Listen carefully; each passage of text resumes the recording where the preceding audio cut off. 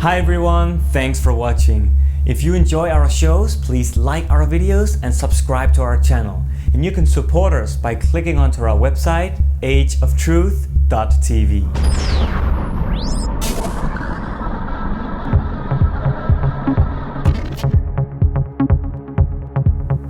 Hello and welcome to this edition of Age of Truth TV. I'm Lucas Alexander in Copenhagen, Denmark. It's the 8th of March 2019, and our guest today is an Australian motivational speaker, author, lecturer, and alien abductee and contactee, George KavaSSILAS.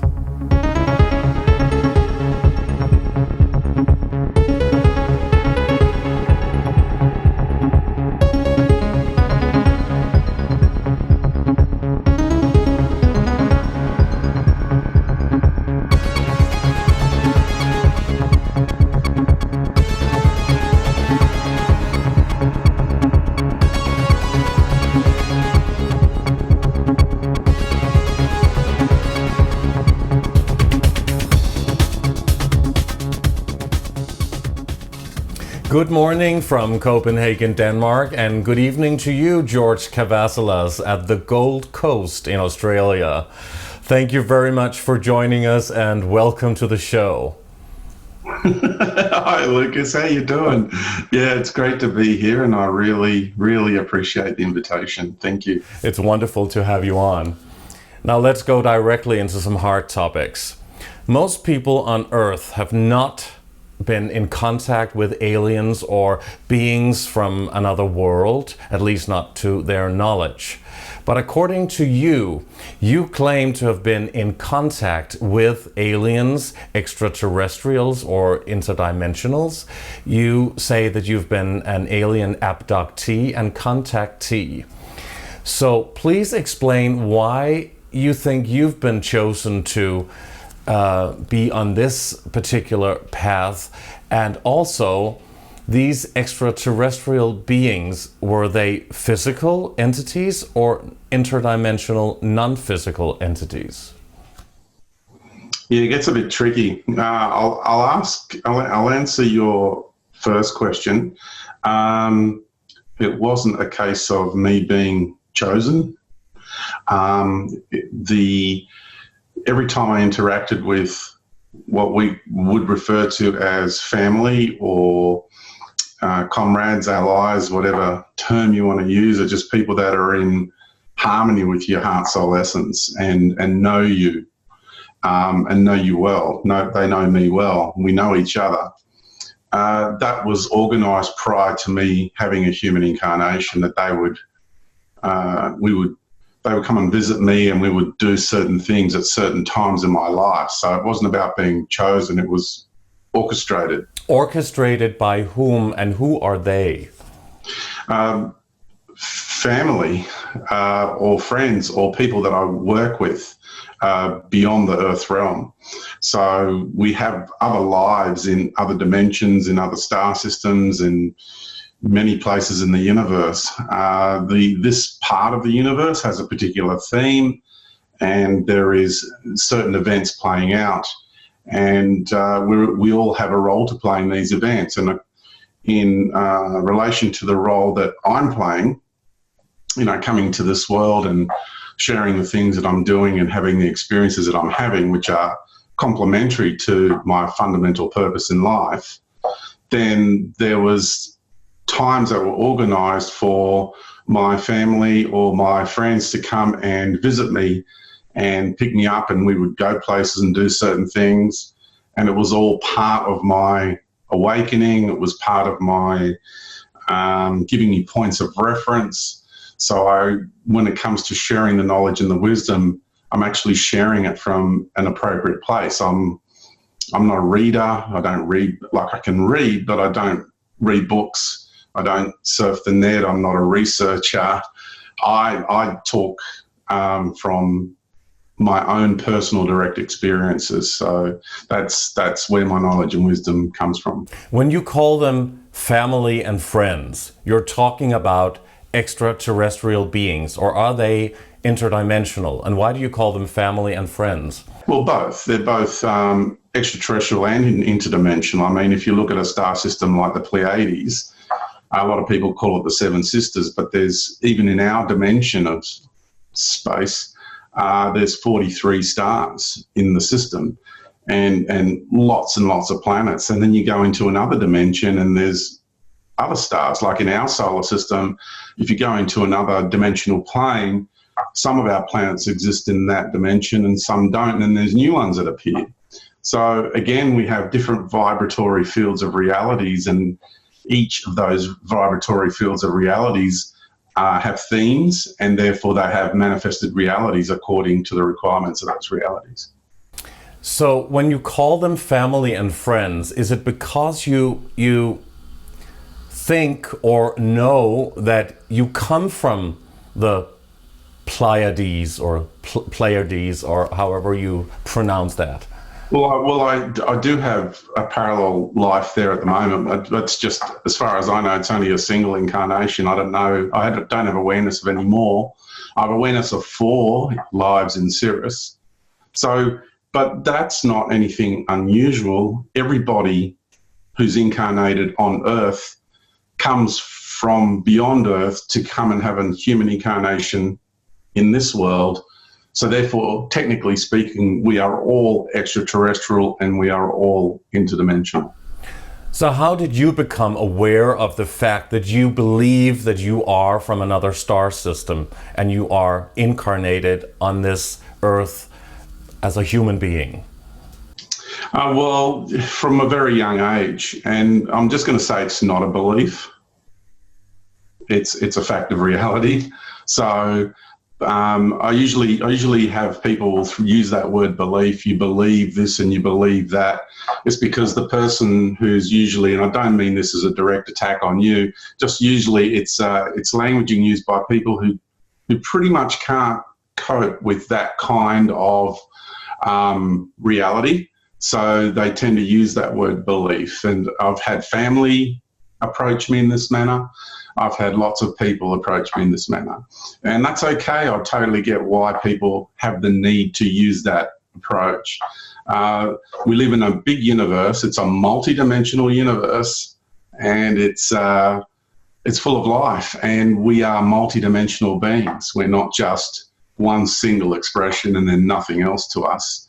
The truth of the matter is we are vast multi-dimensional beings, and what we are capable of as beings is amazing. So that knowledge of me knowing who I am and where I come from started at a very young age. In fact, this world is designed to cut people off from that reality of life and create other ideas about life in our fields of consciousness. There's a very strong agenda in this world to make sure that people are programmed with a perception of reality which suits the agenda of a certain multidimensional empire that's imposing itself here at the moment. So when you say that it's not a question of you believing that you are from another star system, and you say that a lot of people who use the term believe it is because of how they perceive things.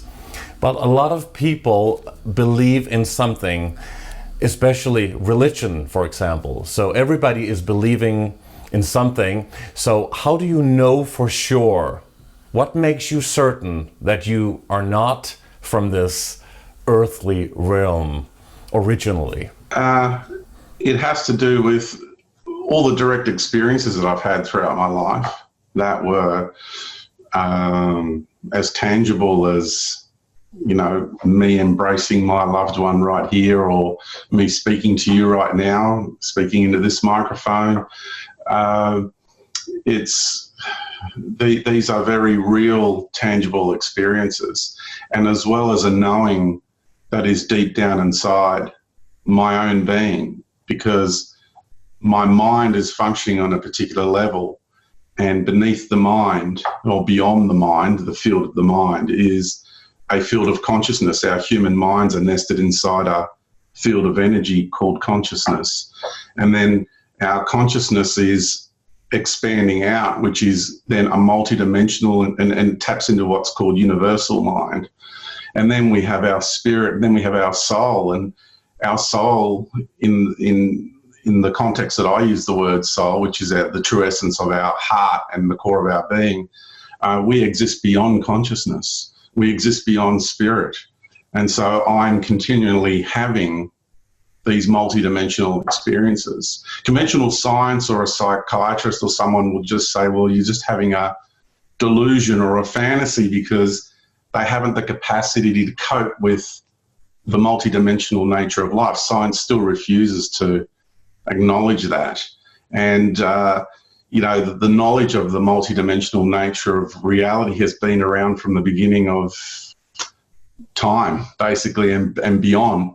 So why you have a group of people that have to be such reductionists in the nature of life is, I find that very sad on one level, but also quite fascinating, because you end up realizing that why people do that, and it gets pretty interesting. So I get where they're coming from. They haven't the capacity to cope with reality, so they have to conjure up notions of how I must be, because they just don't have that capacity, and that's okay.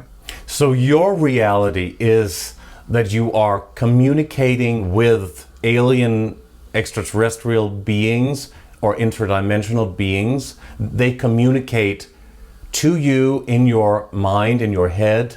How does it work? No, it doesn't work like that. Telepathy works like that. So if you have races that use telepathy, they use the field of consciousness. So it's not, and even then it's not voices in your head. It's a transfer of knowledge and information that comes through consciousness, and then it transfers from that field of consciousness into the mind space. And this is where the ego resides. So George, my personality interface for this incarnation, the ecosystem for that ego construct is my mind. And then by having the awareness of self to this degree, to have that multidimensional awareness, I feel how energy comes to me and then goes through all the different layers within me. And, my mental body, my emotional body, my physical body, my field of consciousness, my ego construct, my energetic body. So it's about having awareness about life, basically. It's nothing weird or crazy. It's perfectly normal. What's not normal is having these normal capacities diminished out of our human nature. There's something very not right about that. So when I communicate with people from my natural family, what I would call the natural order of life, or the natural realms of life, we use a process called integration. So it's beyond telepathy. And that's where you are in unity with other life through your heart soul essence, and it's like a emergence. You become one with. And through that unity, you understand the other from within the other.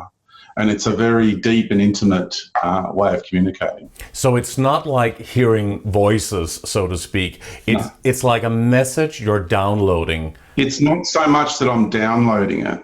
That's more of the hierarchical approach, right? So I'm not a robot, or I'm not a piece of technology. I'm not getting downloads, and I'm not getting programmed by downloads. So what's happening is I integrate from my heart soul essence. So through that unity, there is a knowing. It's like when you hug a loved one in this world, yeah? And you feel that love through your heart, and you can feel how the other person is feeling from within. It's not a mechanical thing reading body language. It's that essence of love, that unity you have with another. So imagine having that on a much grander scale, when you can do it with trees, and you can do it with the earth, and you can do it with the sun and the galaxy and the universe, to be in that space of unity and to be able to communicate through that level of knowing the other intimately from the inside out. It is truly beautiful. So these beings are non-physical beings, interdimensionals, or? Not necessarily. Some of them are physical and some of them are interdimensional. Interdimensional beings doesn't mean they're not physical. Every dimension has its own construct. But do you see them physically? Have you seen extraterrestrials physically? Oh, absolutely. Well, one experience that I had was I came back from the Australian National UFO Conference in Sydney. I was living in the Adelaide Hills at the time. And and it's really interesting. I could sense that something was, not that far away from occurring. And that first night I got back, I was laying in bed and I lived in a house that had 2.5 foot stone walls. And I woke up automatically, because this is what usually happens with my greater being. I just come out of my sleep and I'm fully aware, because more of me becomes present. It's the ego of George gets absorbed by my greater being and I become really, really, truly present. And then I saw the walls of the house just shimmer, and these, what we would conventionally call the greys, about 3.5, 4 foot tall, just came walking through the walls, because they have the capacity. It's like, let's say we want to go into another reality and we want to go into the ocean, for example. Well, we'll build a hard exoskeletal construct so we can take our atmosphere and our reality with us, and we go in that and we go into the other reality. Or when we go flying in an aeroplane, we build a fuselage, which is again a hard exoskeletal construct, so we can then contain within that space our reality. But the way other beings work is they understand how to work with reality. So as they're walking along, they're altering the reality just through intention and through their power of their consciousness. Because nothing is solid, really, when you look at it from a different point of view, because atoms are not solid? Yeah, atoms are not solid. Atoms are star systems. And when they cluster together, they create nebula, and that nebula are called molecules. And then when they cluster together, they're called galaxies, which are really cells, because we're walking universes. And to understand the construct of the human being is truly amazing. So our universe, or the three-dimensional point of view where we see and experience everything, is holographic in nature, in structure? Not in the way that you're using that word, because I can sense your intention as you're, because I'm connecting with you. It's what we do in the natural order of life. So in the sense of the way people use the word hologram, you can go to any reality in this universe, any reality, and you can look at the way that reality is constructed and then go to that race and go, your reality, it's just a hologram, or it's just, it's not really real, because look, it's just made of these particles and they're arranged this way or that way. So, there's this interesting narrative to really devalue this reality and what this reality is about and what the human race is about. So to really understand the nature of this reality, the fractal nature of this reality, and the theme of it, and what it offers, what it facilitates, the opportunities we have here, for example, is absolutely phenomenal to know the truth about that. Then understanding that all reality is made up, when you look through all the different layers of it, you get down to the baseline level of reality that the entire universe is made out of. And the entire universe is made out of what we call vibration, or it's people call it light, for example. And it's absolutely fascinating, this field of unity, which is what I believe Einstein was looking for, is that unified field theory. But it's not a theory, it's absolute fact of reality. It's kind of like thinking that I'm any different from this pen or this device here, for example. When it comes to all life in this universe, at the very baseline level, we're all made of exactly the same stuff. The entire universe is made out of, and on that level, that field of unity, there's no disconnect. That's where we're all completely equal. Energy, vibration, and frequencies. Correct.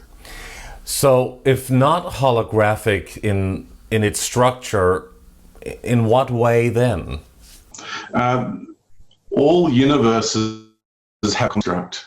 And to say that our universe is holographic and others are not is not true. How about all of them? All of them. Every single universe has a construct to it. Yeah. And every single universe has a prime creator of that universal reality. So the being that is the creator of our universe is expressing itself in the energy we call light. And what's really interesting about it is it's vibration. And so what's happening is it's a universe of contrasting expressions. So the easiest way to describe it in diagrammatic form would be a sine wave, for example. Some researchers suggest that we're living in a simulation, that it's like a copy of the original reality of Earth. What are your thoughts on that theory? There's a level of truth to that. So there's three realities here simultaneously. And it'll depend where your awareness is residing. I have a slide that I put up in my presentations, and the slide is, where does your awareness live? Where does your awareness reside? And depending on where it's residing will depend on what you're perceiving in that moment. So if I have to deal with this issue a lot in my work, in my field of work, with people I come across, clients, in the mentoring sessions and what have you. And what I've come to realize, and even through my experiences, my interdimensional experiences, is there's three distinct layers. And those three layers are: the natural order is here, the real Mother Earth and humanity and nature and all that, that's here. Then there's what's called the hologram of the gods, and that's here as well. And there's a lot of people being, I'll say their conscious awareness is being corralled into that space, into that frequency paradigm of reality. And then there's the technical intelligence hologram, which is more the flavor of the one that you just called the computer simulation. So if you have somebody that is looking around here and all they see is a computer simulation, then what that says to me loud and clear is that their awareness has already been assimilated into technical intelligence. And when they look out at life, they look through the lenses of that framework that their conscious awareness has been assimilated into. And so a computer simulation is all they will see. So can we be next to a person who is living in another reality, so to speak? Absolutely. We are multidimensional beings. Our awareness is moving constantly. So, our awareness is in flux, and it'll depend on your belief systems and it'll depend on your cultural programming, on your genetic programming. It'll depend on your own direct personal experiences. And let's say the mean average of all of that culminated together usually, will make up a person's residual awareness. So what type of ecosystem does their awareness demand? Where does it want to be? Where are they comfortable residing? And what I've found is I had this passion for what is real my entire life. And just like you've got a program called The Age of Truth. You have a passion for what is real. And so does Lauga. And, people like you and I and Lauga, we have a passion for what is real. So we have to work out within our own being, what are the programs that are running inside of us? When something comes up inside and I'm experiencing a state of awareness and a state of perception, is that coming from my own programming? Is that coming from something my parents taught me? Is that coming from something I read? Is it coming from a religious ideological system that I've been assimilated into? Is it coming from genetic programming that my ancestors were involved in? So it's really important as I said, to be aware of your awareness. So self-awareness and self-knowledge and self-knowing and, of course, self-love is really the key to one liberating oneself from the deception, from the lies, from the illusions, and from this imprisoning system of the apprehension and the subjugation of human consciousness. So if we want to be sovereign and we want to be liberated and we want to come home to what's real, then the degree of self-awareness is of utmost importance. But the problem we have is that is really heart work, all right? It's hard work and it's heart work. And in order to be able to achieve that, we must face ourselves. And so many people do not want to do that, Lucas. They do not want to do that. So what will they do? Well, this belief system is on offer, and that one is on offer, and that one over there is on offer. And so their awareness will go over there because it's easier to do this thing called spiritual bypass and get involved in some belief system that somebody else is offering them rather than to actually face what is real. True. But let's go back. Let's go back for a moment to what you were talking about, meeting gray alien beings who were walking through walls. You were in the middle of telling us your experience about that. When did that happen? That was in 2004. And in 2004, I decided to get to start talking about these things in life. And I had other experiences prior to that, but we're talking about this particular one. And in 2003 was my biggest experience. So in 2004, I decided to step out and start talking. And unfortunately, I was subjugated for a period of time because of my experience that happened prior to that. And the Greys basically put me into their craft, and I literally looked around the craft and I said to them, I'm not supposed to be here. I am not supposed to be here. You are violating, my creational process. So they abducted you and took you inside a UFO. Correct. Please explain that. What did that look like? And what did you feel? My body was shaking like an unnatural convulsion because their reality was what we would call compared to ours, there's a lot of fear in that reality, yeah? So my body consciousness was having a visceral reaction to that reality. I felt quite cold in that space. And there's many different types of greys. So we're talking about one particular type, which is more a robotoid type and are more connected to, more unpleasant other extraterrestrials, which are their overlords, so to speak, and which are more of what we would call a Draco style, of nature. That's why you hear the term draconian laws thrown around our world sometimes. That's where that comes from. And there's benevolent Dracos as well, but we're just talking about a group of malevolent ones now who are having quite a strong influence in our world. Not the strongest, but one of the groups that are having an influence, but they're not the strongest. So who are the Draco?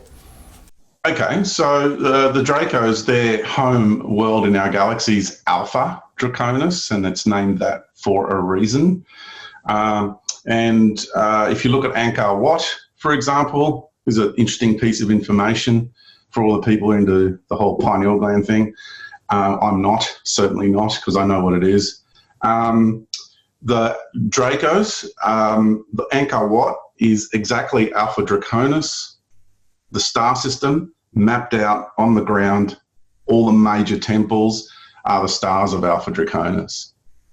So just food for thought for some people. Anyway, makes you wonder who's behind some of these religious ideological systems, doesn't it? So in the chronological order, in linear time now, in the unfoldment of life in our galaxy, when our galaxy was first being formed, the physical ecosystems were really harsh. The climate was very harsh. So the first complex life forms that were being incarnated into were insectoid in nature because they had the hard exoskeletal construct. What came after that was what we know as the Draconians, very harsh, scaly sort of construct on the outside, but they were the first forms that had the internal bone structure. So it was a flip, yeah, from exoskeletal to inner skeletal with hard scales and hard, really hard skin. And after that came the reptilians, and then the mammalians, the raptors, all that sort of stuff, meaning the birds and all that kind of thing. So the Draco or the Draconians are not reptilian? No, the reptilians are derivative from the Dracos. The Dracos precede the reptilians. So who are they? What kind of species are they? Well, the Dracos are, what kind of species are they? A lot of the dinosaurs we had in our world are, a good way of trying to understand a bit more of what the Dracos are like. The Dracos are more of a warrior race. They're very tribal. They're quite warrior. A lot of people think the reptilians are. They're pretty, no offense to the reptilians, but their ancestors are far more capable when it comes to warring than their later cousins. So, and there's a lot of warring factions between the two. Between the Draco and the reptilians? Correct. The dinosaurs were reptilian, right? Some, but if you look at other dinosaurs, it's quite obvious to see the Draco, the hard skeletal structures and the really tough, rigid skin, the ridges on their skin. The reptilians are more smooth and they've got a softer skin. The Dracos have a very hard skin. And let's say somebody in our world, if they came across a Draco and they had a pistol and they wanted to shoot a Draco, the bullet would not penetrate their scales. Do you know what I mean? Their skin. To give you an example. But some reptilian or earthly creatures, like just say turtles, which I guess is also a reptile in one way or the other, they have this shield which is very hard as well. So maybe there are different types.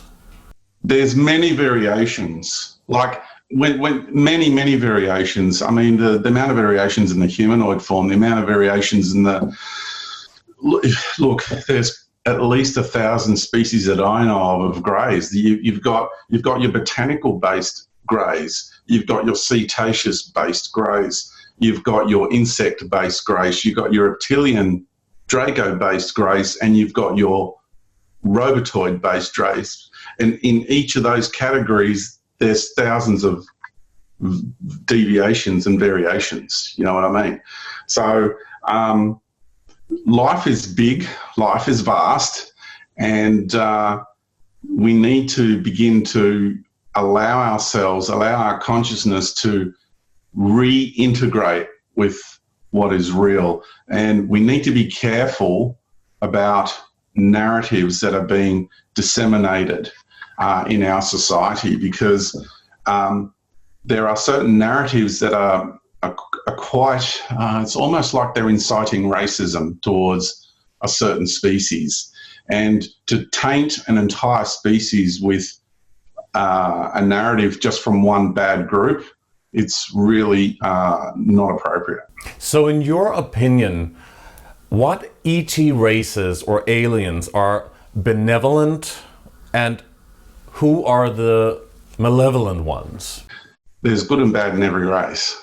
It's like to say that all reptilians are evil is like saying all Americans are evil. It's like saying all the Dutch are evil, or it's like how can you do that? So there are good reptilians as well. Oh, absolutely. Of course there is.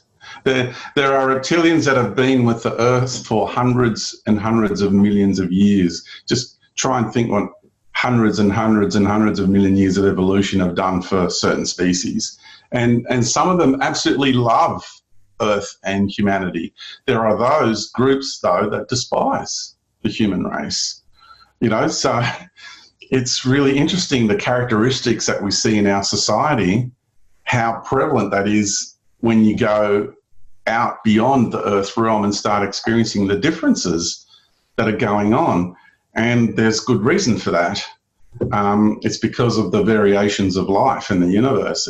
There's a lot of different expressions of life, and different realities have different themes. The Earth is a very fascinating crucible. When it comes to, I'm just going to go back to your question. So when it comes to what races are benevolent, what races are malevolent, I have met these beautiful, angelic, Nordic-looking races, and they are as evil can be. And I've met beautiful Nordic-looking races that are as benevolent can be, gorgeous people. So I've met malevolent Dracos and Reptilians, and I've met benevolent ones. I've met malevolent humans, and I've met benevolent ones. Do you know what I'm saying? So the old thing about judging a book by its cover, or thinking, oh, that's that race and that's how they are and all of them are like that, is so small-minded. And we kind of need to grow up a little bit, all of us. I had to as well. So I'm included in that statement. We all need to grow up. We need to become aware of the narratives, because there is an agenda playing out here to corral people's awareness and people's minds in a particular direction.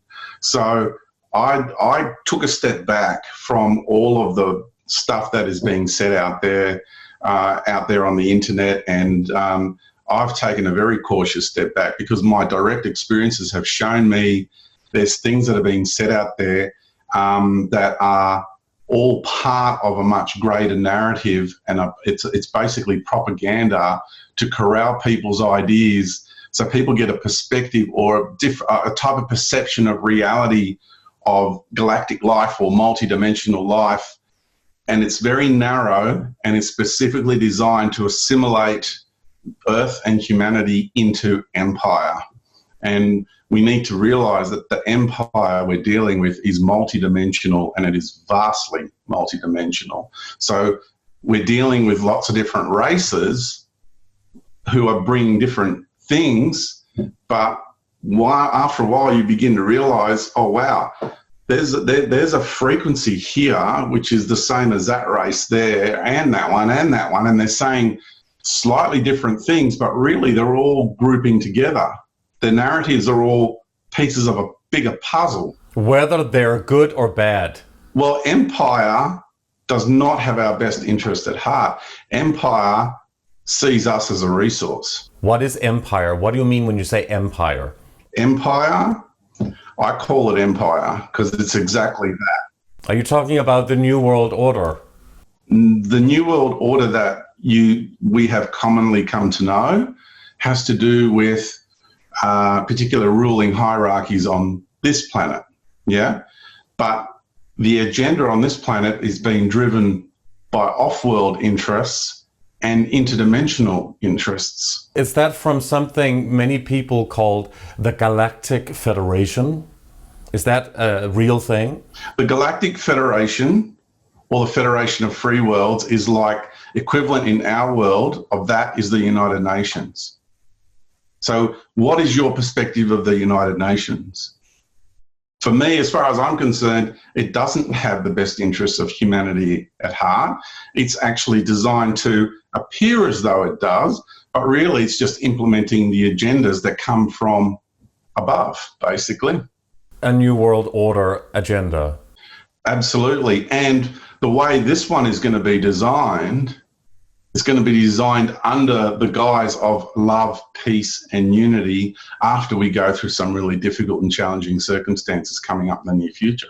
So do you think that the Galactic Federation, some people call it the Galactic Federation of Light, exists? Absolutely. I was an ambassador for those groups back in 2004. Oh, please. We really want to know about that. Please elaborate.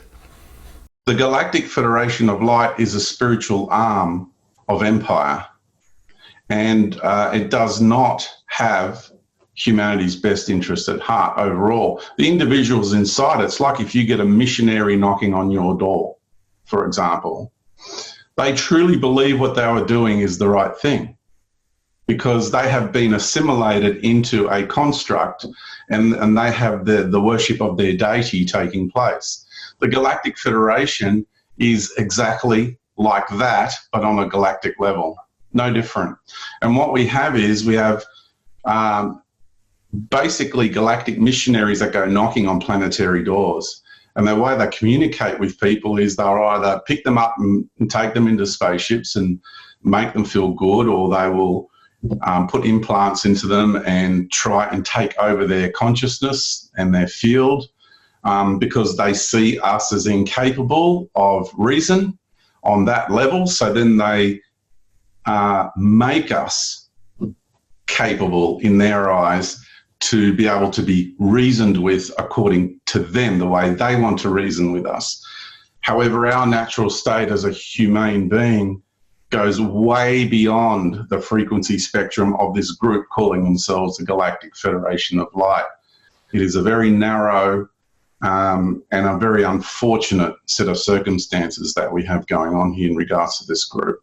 Well, a lot of people hearing this will probably think it sounds like an episode of Star Wars or Star Trek or something like that, where you see a galactic federation and an empire and the good and the bad, the Jedi Council and what have you. They are being prepared for the events that are to play out in the near future. I'm not going to give time frames because I honestly don't know the exact time frames myself.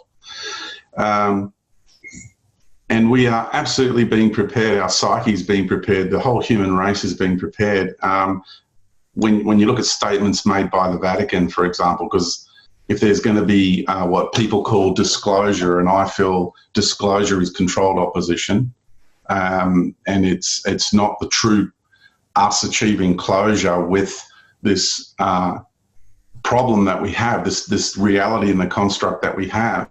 So the whole idea of us being introduced to our space brothers and our space sisters, for example, is under very tight control. And they want to make sure that as our consciousness is expanding and awakening, that they are then able to apprehend it, subjugate it, and corral it in a particular direction, because whoever it is that sees us, our human race, as a very, very, very valuable resource. I've been talking about this for years, from the very beginning, from 2004. I was talking about it before then, but to small groups in Adelaide, but I'm talking about coming out, in a much bigger way. And I've been warning people about this since then. And what's happening is the whole integration of what we call the New World Order and their overlords, and then their overlords is panning out. I have people saying to me, George, your 3 levels of imposition, that synopsis that you put out, it's coming more true every day. We can't fault it. And we have these 3 layers. We have the current ruling elite that has had their time of control and domination in our world for quite a long time. That's especially the last few hundred years, it's been the industrialist families and the banking families, etc. But now we have this other layer that's moving in and muscling in on that layer, and that is based on technical intelligence, which people call AI. It's not artificial. It's actually a technical intelligence. It's an intelligence based on technology. So we need to be quite accurate about what we're going to be talking about moving forward.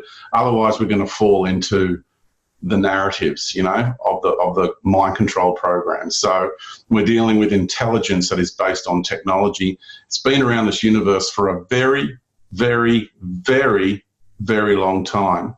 And I don't say that lightly. And the level of intelligence that's at the head of that empire is basically on God's status.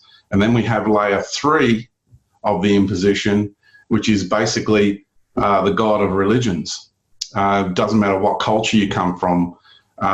Every culture around the world is connected to this entity, and it feeds off all the prayer, all the worship, all the adulation, all the adoration, and it's vastly different to the prime creator of this universe.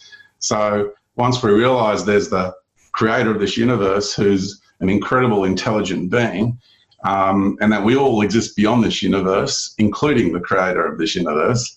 And then there's this other entity called the god of religions, and that we're dealing with two different things, then everything will start falling into place for you. We want to get into that a bit later as well, along with also getting more into the topic of AI.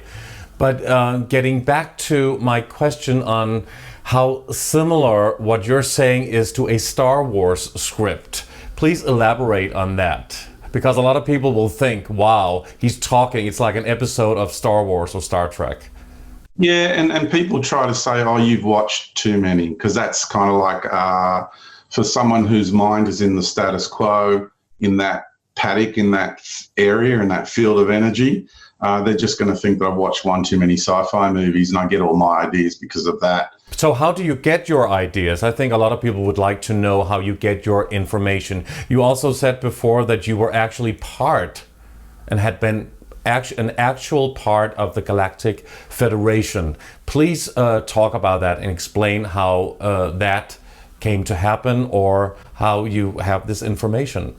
When it comes to the movies, the people who are writing the scripts and making these movies, they themselves are either incredibly connected, like I mean, having their own personal experiences, and it is known in the industry that some of them actually are having their own experiences. Then there's others who are just sitting down, and it's almost like a channeling, like an automatic writing. And these other energies are working through them to write certain scripts to get certain information out. And then there's the individual who just taps into their own multidimensional nature and can retrieve the information naturally from within their own being, of memories of having lives in other worlds, or ideas of another aspect of them that's working in these empires currently. So there's really, interesting how that works. Other movie directors or producers or manuscript writers will have people from the secret space program, for example, or the military industrial complex, or one of those groups will come and they will give them information regarding certain subjects about these. Then what they will do is they will create a narrative around certain key points and then make the movie around the information they've been given. So because the authorities want truth to get out there. So, and they're giving the information they have access to. So someone working in the secret space program or the military industrial complex will think they have the whole truth, right? But, and they do go to people in the movies and what have you and give them this information, but it's a piece of the puzzle. And the mistake most of us are making is thinking that one piece of information is the entire thing, and it's not. Getting back to me and the Galactic Federation of Light, in 2003, I had the biggest experience of my life, and that is when I reintegrated with my soul. And when I talk about my soul, I'm talking about the part of me that exists beyond my spirit, and beyond consciousness. It is the aspect of me that is completely in unity with the creator of this universe, and is the aspect of me that enables me to access my infinite nature beyond this universe. So after that experience, when I came back into this life, and the very next day I was doing this, I was scrubbing the toilet and I was saying a big WTF, and it freaked me out. And there's a lot of information I've been sharing over the years, and it's really, really interesting to see how Jupiter Ascending was based on so much of what I've said, and even my own personal experiences and events. Having said that, I didn't go to Jupiter in that sense. When it comes to when I came back from that experience, my energetic field had completely changed. So now I was emanating a totally different frequency, which got the attention of the Matrix rulers. And they then went about really concerned about what I was going to do next. Who were concerned? There are 6 beings who are the heads of the six most powerful families in the world. And they are entities that can shapeshift into human form, and they do when they're around their families and what have you. But what's inside those bodies are 6 powerful beings still alive from the time of Atlantis. Please talk about that for a moment. They are also connected to the planet Saturn. This is where it gets complicated. The Atlantean Empire, because it was empire, especially relative to the people of Lemuria or Mu, which were more the organic earth style people, indigenous peoples.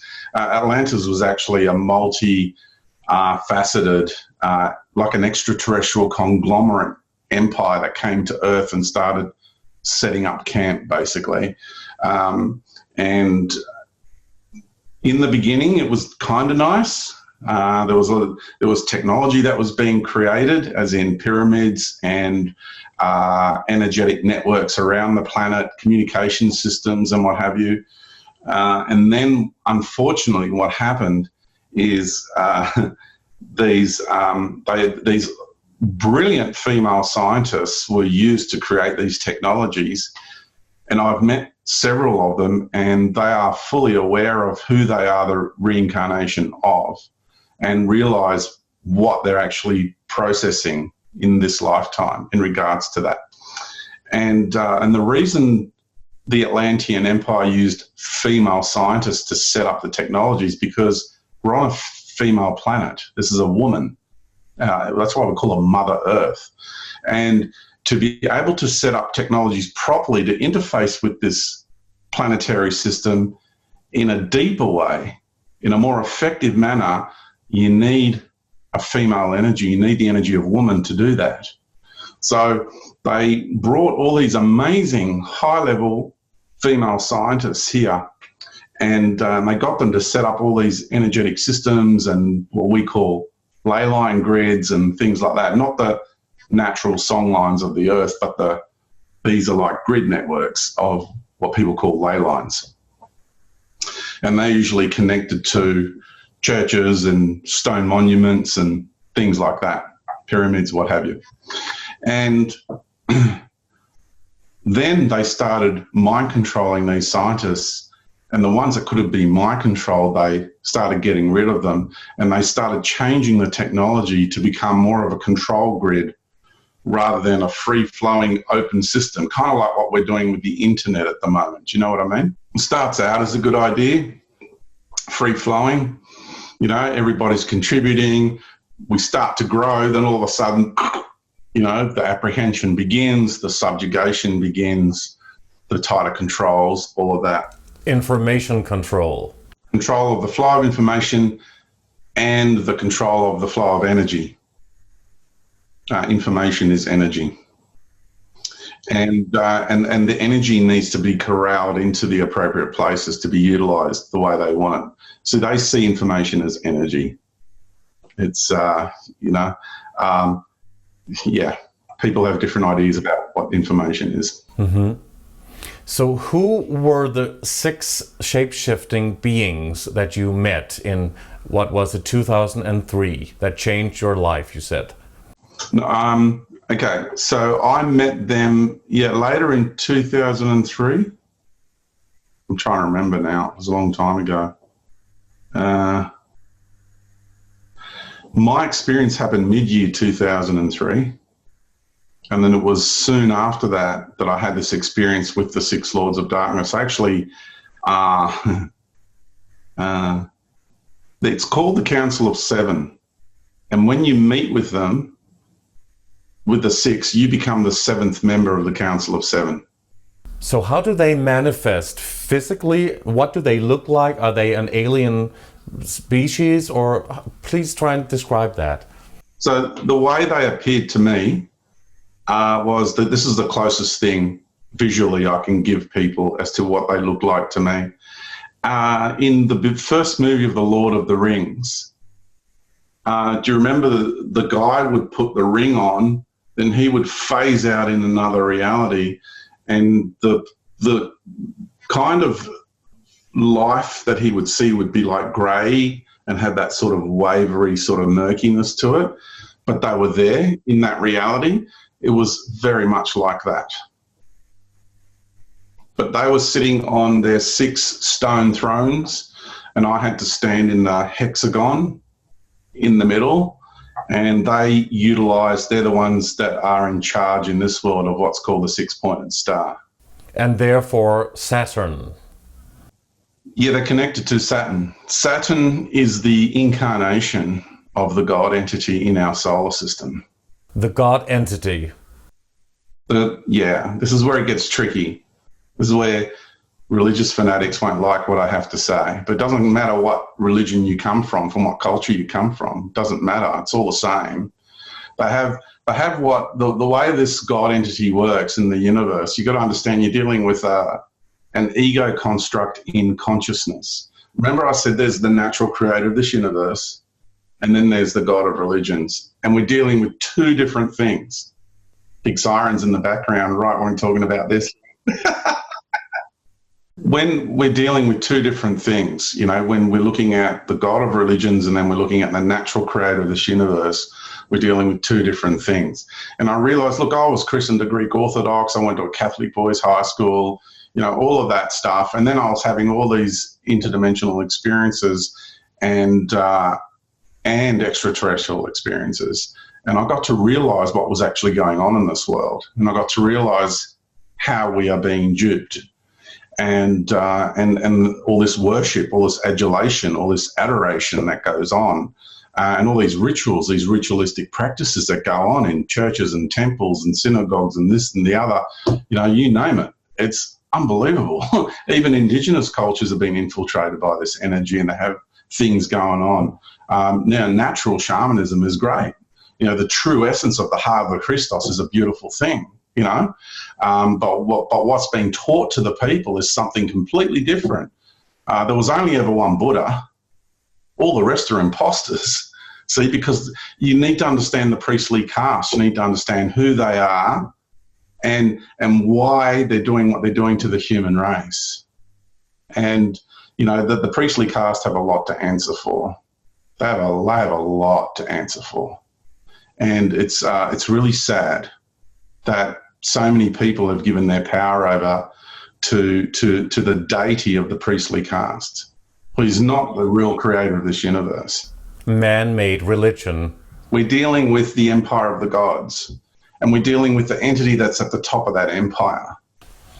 Is that like an archon, a demiurge, Satan? It's the demiurge, basically, and it's fooled the population of this planet, and it's really sad. I feel sad. I feel the pain of humanity. I feel the pain of Mother Earth, but at the same time, I've had to go through a very deep process myself to learn how to overcome that, to detach from it.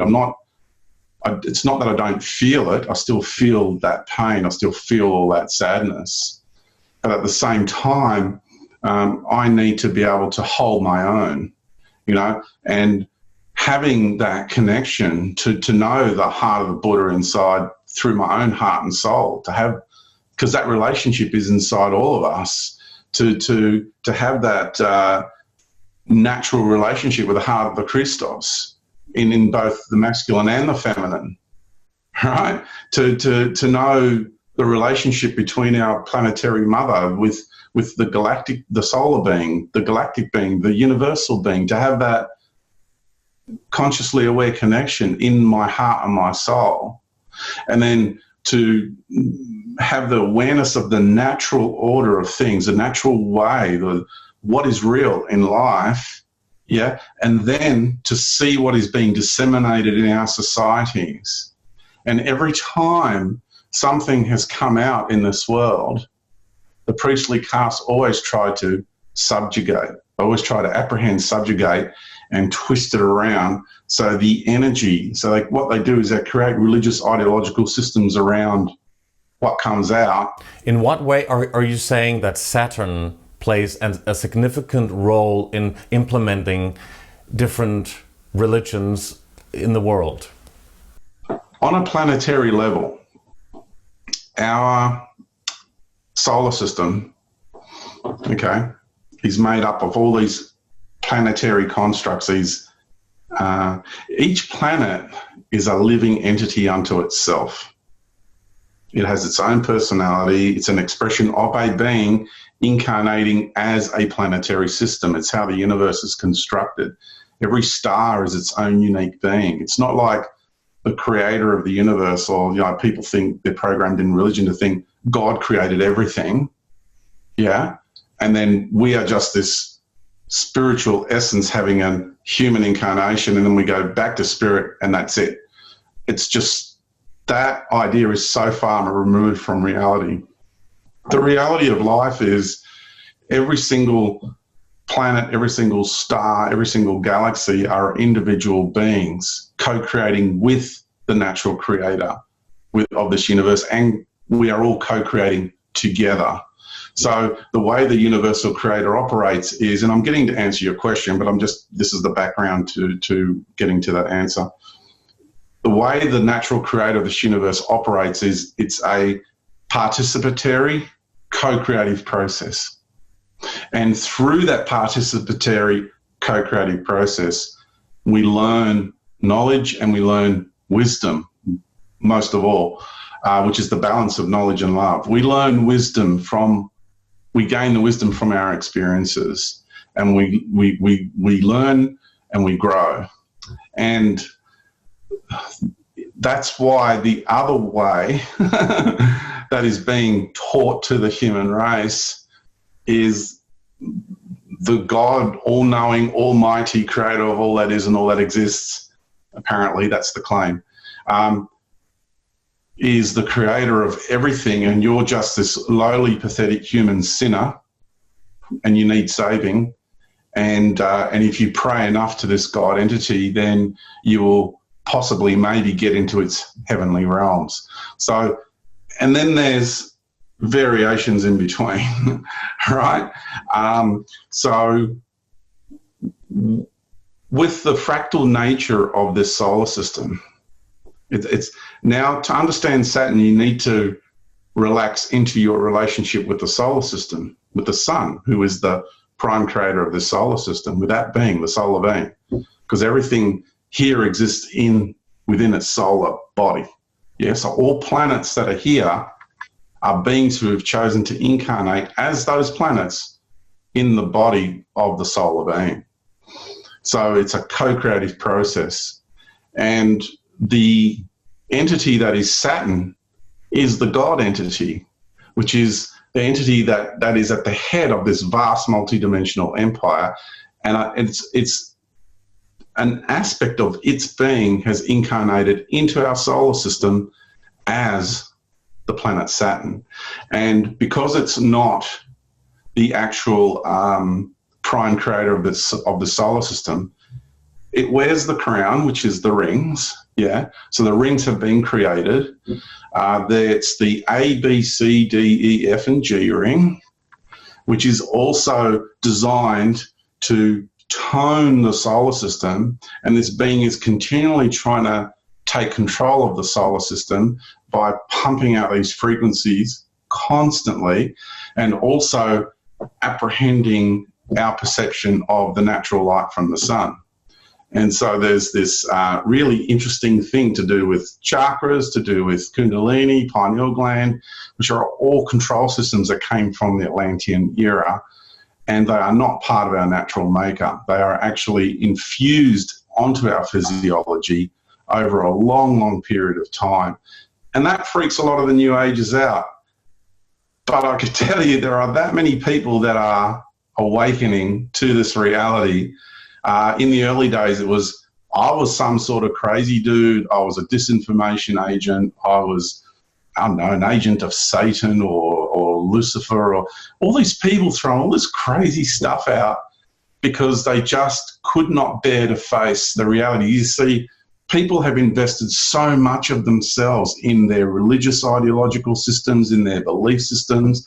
They fully identify themselves through it. Everywhere I look around here, it's chakras, kundalini, and pineal gland, right? A lot of people will say that if they are devoted to a specific religion and are into a specific way of thinking in terms of being a believer of Christianity or Islam or you name it. Everything. Because our world is made up of all these systems, yeah? That's all these layers, all these different pieces of this puzzle that is the matrix. If you really want to know what the matrix truly is, then you've got to look at all these ideological systems and you've got to transcend them. So who created the rings of Saturn? That was this gentleman called Norman Berggren who wrote the book The Ringmakers of Saturn, saying that there are flying devices inside of the rings that pictures he showed from NASA, I believe, showing that these rings are being created in order to do what, in your opinion? Yeah, the rings are being created. They're co-created. So the way, remember I said this God entity is at the head of a vast multi-dimensional empire. So if you have a race of beings that aren't really that aware of their surroundings, you can incarnate as a planet in the solar system, and then down the track, you can also bring in members of your empire, of an extraterrestrial race, to help co-create and build and maintain the rings. So what race are we talking about? What race? In terms of creating the rings of Saturn. Yeah, I don't know. Who the actual race itself, the identity of the race, I don't know. I don't have that knowledge, sorry. I'd like to. That'd be nice. But the main ones that I've encountered from Empire are certain groups of Draco and Reptilians, as we know, malevolent types. But there's this really interesting group who's a Nordic group who come across as very spiritually advanced, technologically advanced. They've interfaced quite profoundly with the military-industrial complex behind the scenes. They're quite tall. I'm 6 foot. They're around 7 to 8 feet tall. When they grabbed me by the arm one time, I was like a little child compared to them. It was really, because I wouldn't listen. I wasn't agreeing to what they wanted me to do. I just need to jump in here because I know that our viewers would want me to ask you how you saw and met these beings physically. You also said earlier in our conversation, when you talked about who are the benevolent aliens and who are the malevolent aliens, you said that you encountered and you met Nordics and you met reptilians. Please talk about your experiences as a child. When the transfer happens from the house to the craft, usually that is a screened memory. And it can happen very quickly, depends on the race and the technology that's used. When the Greys, when I told you that story earlier about the Greys, it happened like that very, very quickly. The transfer from, you get by technology, you get bilocated, it's called bilocation. And you go from one location to another very quickly. You can do it naturally. We are supposed to be able to do this naturally. So this was a physical experience for you, not an interdimensional imaginary experience. It's not imaginary. I know people would want it to be imaginary because it makes it easier for them to stay in their belief systems. But you could feel it, you could touch it. Oh, absolutely. Yeah. I had another experience where I had these little olive green skinned monkey guys come in and abduct me.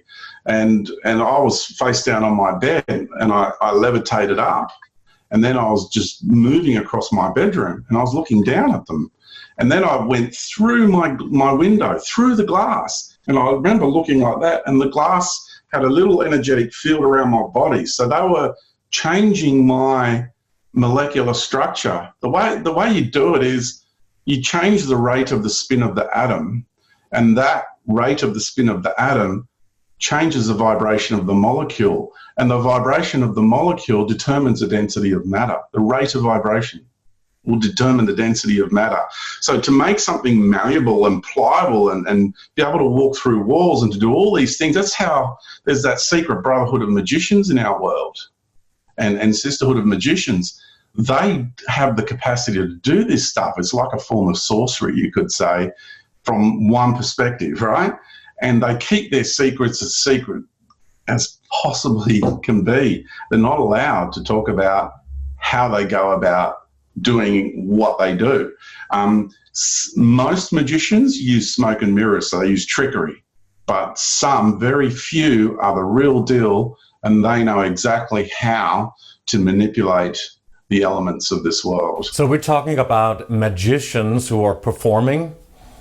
Yeah, when someone goes to see a magician, yeah, there are some, very few, they are the absolute real deal. They have the capacity, just like, you know, you can go to India and see a yogi levitating, for example, or the Australian Aborigines, they do night walk. They can disappear from one location and bilocate and reappear in another. Lots of bush rangers talk about it. You know, it's common knowledge. It's not, you need to understand how people living in our more technological age, what we call first world societies, we are so diminished in our capacity from what we are naturally capable of. So all these things I talk about might seem like fantasy and illusion and all that. It is perfectly normal and perfectly real for the rest of life about all these things. So how old were you when you had this experience with these monkey-like alien entities where you were floating in the air? I was 36 at that time. Oh, it was not when you were a child. Not that particular incident, no. That one was when I was about 36, and I was living up in the Adelaide Hills again. I had a lot of experiences in that. I was 10 years there, and I had in Los Angeles. No, Adelaide Hills. Oh, Adelaide. South Australia. All right. I had a lot of experiences. Adelaide's one of the most powerful places on the planet. Yeah, you'd be surprised. There's a lot of control of the entire Western world a lot of the control, not all of it, but a lot of it comes out of that place. I'm just not going to say any more in regards to that. Why not? We really want to know. The Northern Hemisphere points away from the center of the galaxy, points into the void and into darkness. The Southern Hemisphere points towards the center of the galaxy. Sorry, flat earthers, it's actually not flat.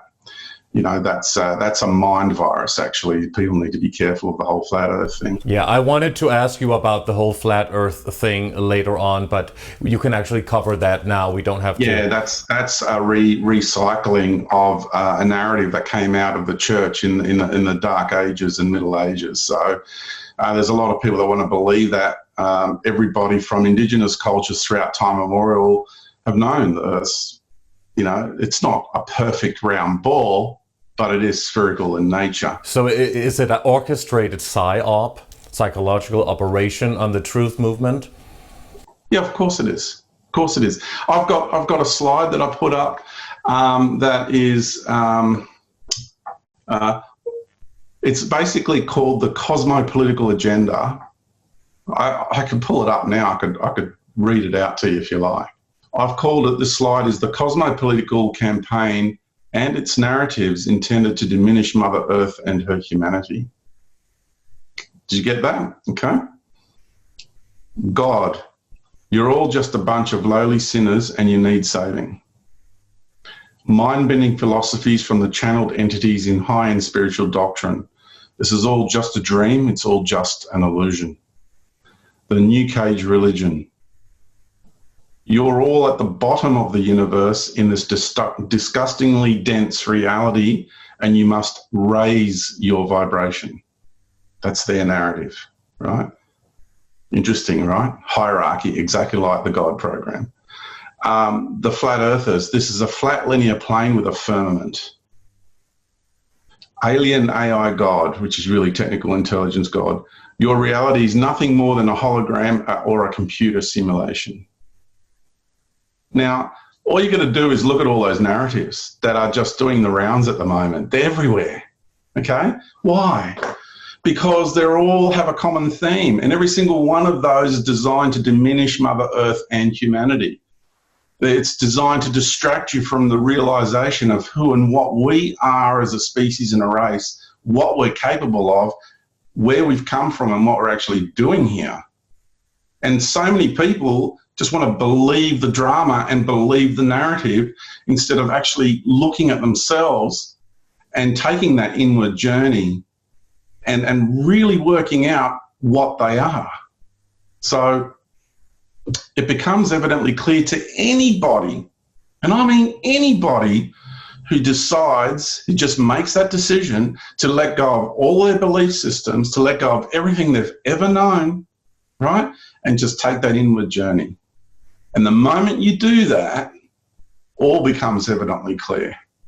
That's why talking to people who have had some extraordinary experiences are very fruitful and very inspirational.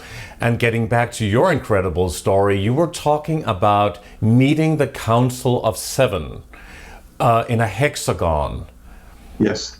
In, let's say, another realm that you went into, like a breakthrough. Was it like a breakthrough in your consciousness? A lot of these experiences, the first awareness I have of them is when I'm there. See, as George, the ego personality of George, I don't get access to all of the detail of what my greater being is doing. I'm a multidimensional being. So are you. So is everybody. Yeah? You don't have access right now to your incarnation in another star system or what another aspect of you is doing in another dimension on Earth. You don't have access to that. A lot of people, if you speak to them, they get glimpses. We get these little points of reference. Some of us get more than others. For whatever reason, it has to do with life purpose and life journey. So I constructed my life in the way where I was going to get more access to more of those experiences. And so when I had that experience with those 6 Lords of Darkness, I can't remember how I got there.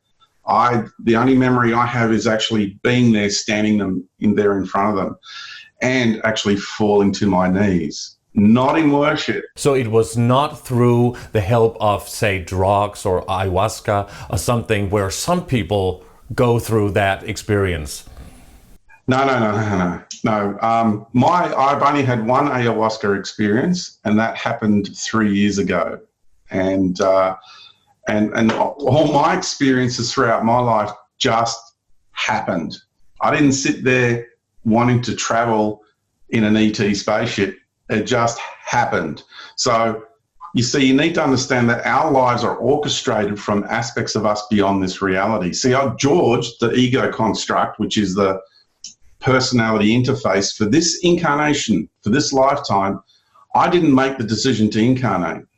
Another part of me beyond this world, beyond this reality, made that decision to come here and have an incarnational experience as George. Yeah? So George isn't the composer of this incarnation. George is not the orchestrator of this incarnation. I am the incarnation. So I'm the aspect of me that is experiencing the unfoldment here in this reality. Therefore, these experiences that I had were orchestrated from the aspect of me beyond this ego construct of George. And that's how we're all constructed. That's why lots of people have multidimensional experiences. They don't sit there and go, I think I'm going to go to Mars. And then they end up in Mars. You know what I mean? It's kind of like there's lots of people that just end up on Mars and then they come back. And so the experience that I had with these 6 Lords of Darkness was I got on my knees before them, and a lot of people go, oh, see, he's one of them, he worships them. And no, it wasn't that. I was actually thanking them for all the misery and all the suffering they've put me through, not only in this lifetime, but every other lifetime. And they wanted to meet me, and I needed to meet them. And the reason for that is because beyond this world, I'm involved in the exopolitical arena, which has to do with the way politics outside of this world interface with the politics in this world. And I'm also involved in the cosmo-political arena. So I'm talking about politics on a cosmic level now. So this is my skills and vocation, you could say, and that's what I'm bringing into this world.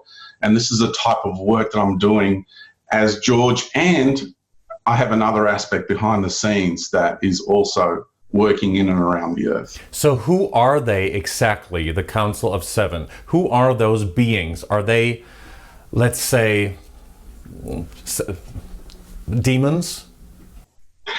That's one way of putting it. From someone who's been brought up in a Christian background, that is, you could say that, yes. The Muslims call them the jinn, and in the Gnostic writings, they talk about archons. Yeah, that's correct. These entities they're not as high up the hierarchy as you would like to think. They think a lot of themselves. A lot of the ruling elite and the people that worship them in this world, they think a lot of them. They think they're like these invincible gods, but they're much lower down the ranks than most people realize. So are they working with the governments of the world? Now we're talking about the top elite factions of the secret government, so to speak. These are 6 families. I don't know the names of them. I can tell you for sure, 100% fact, the Rockefellers and the Rothschilds are employees of these 6 families. So the 6 families you're talking about are not part of the known Illuminati families that we have come to know? Correct.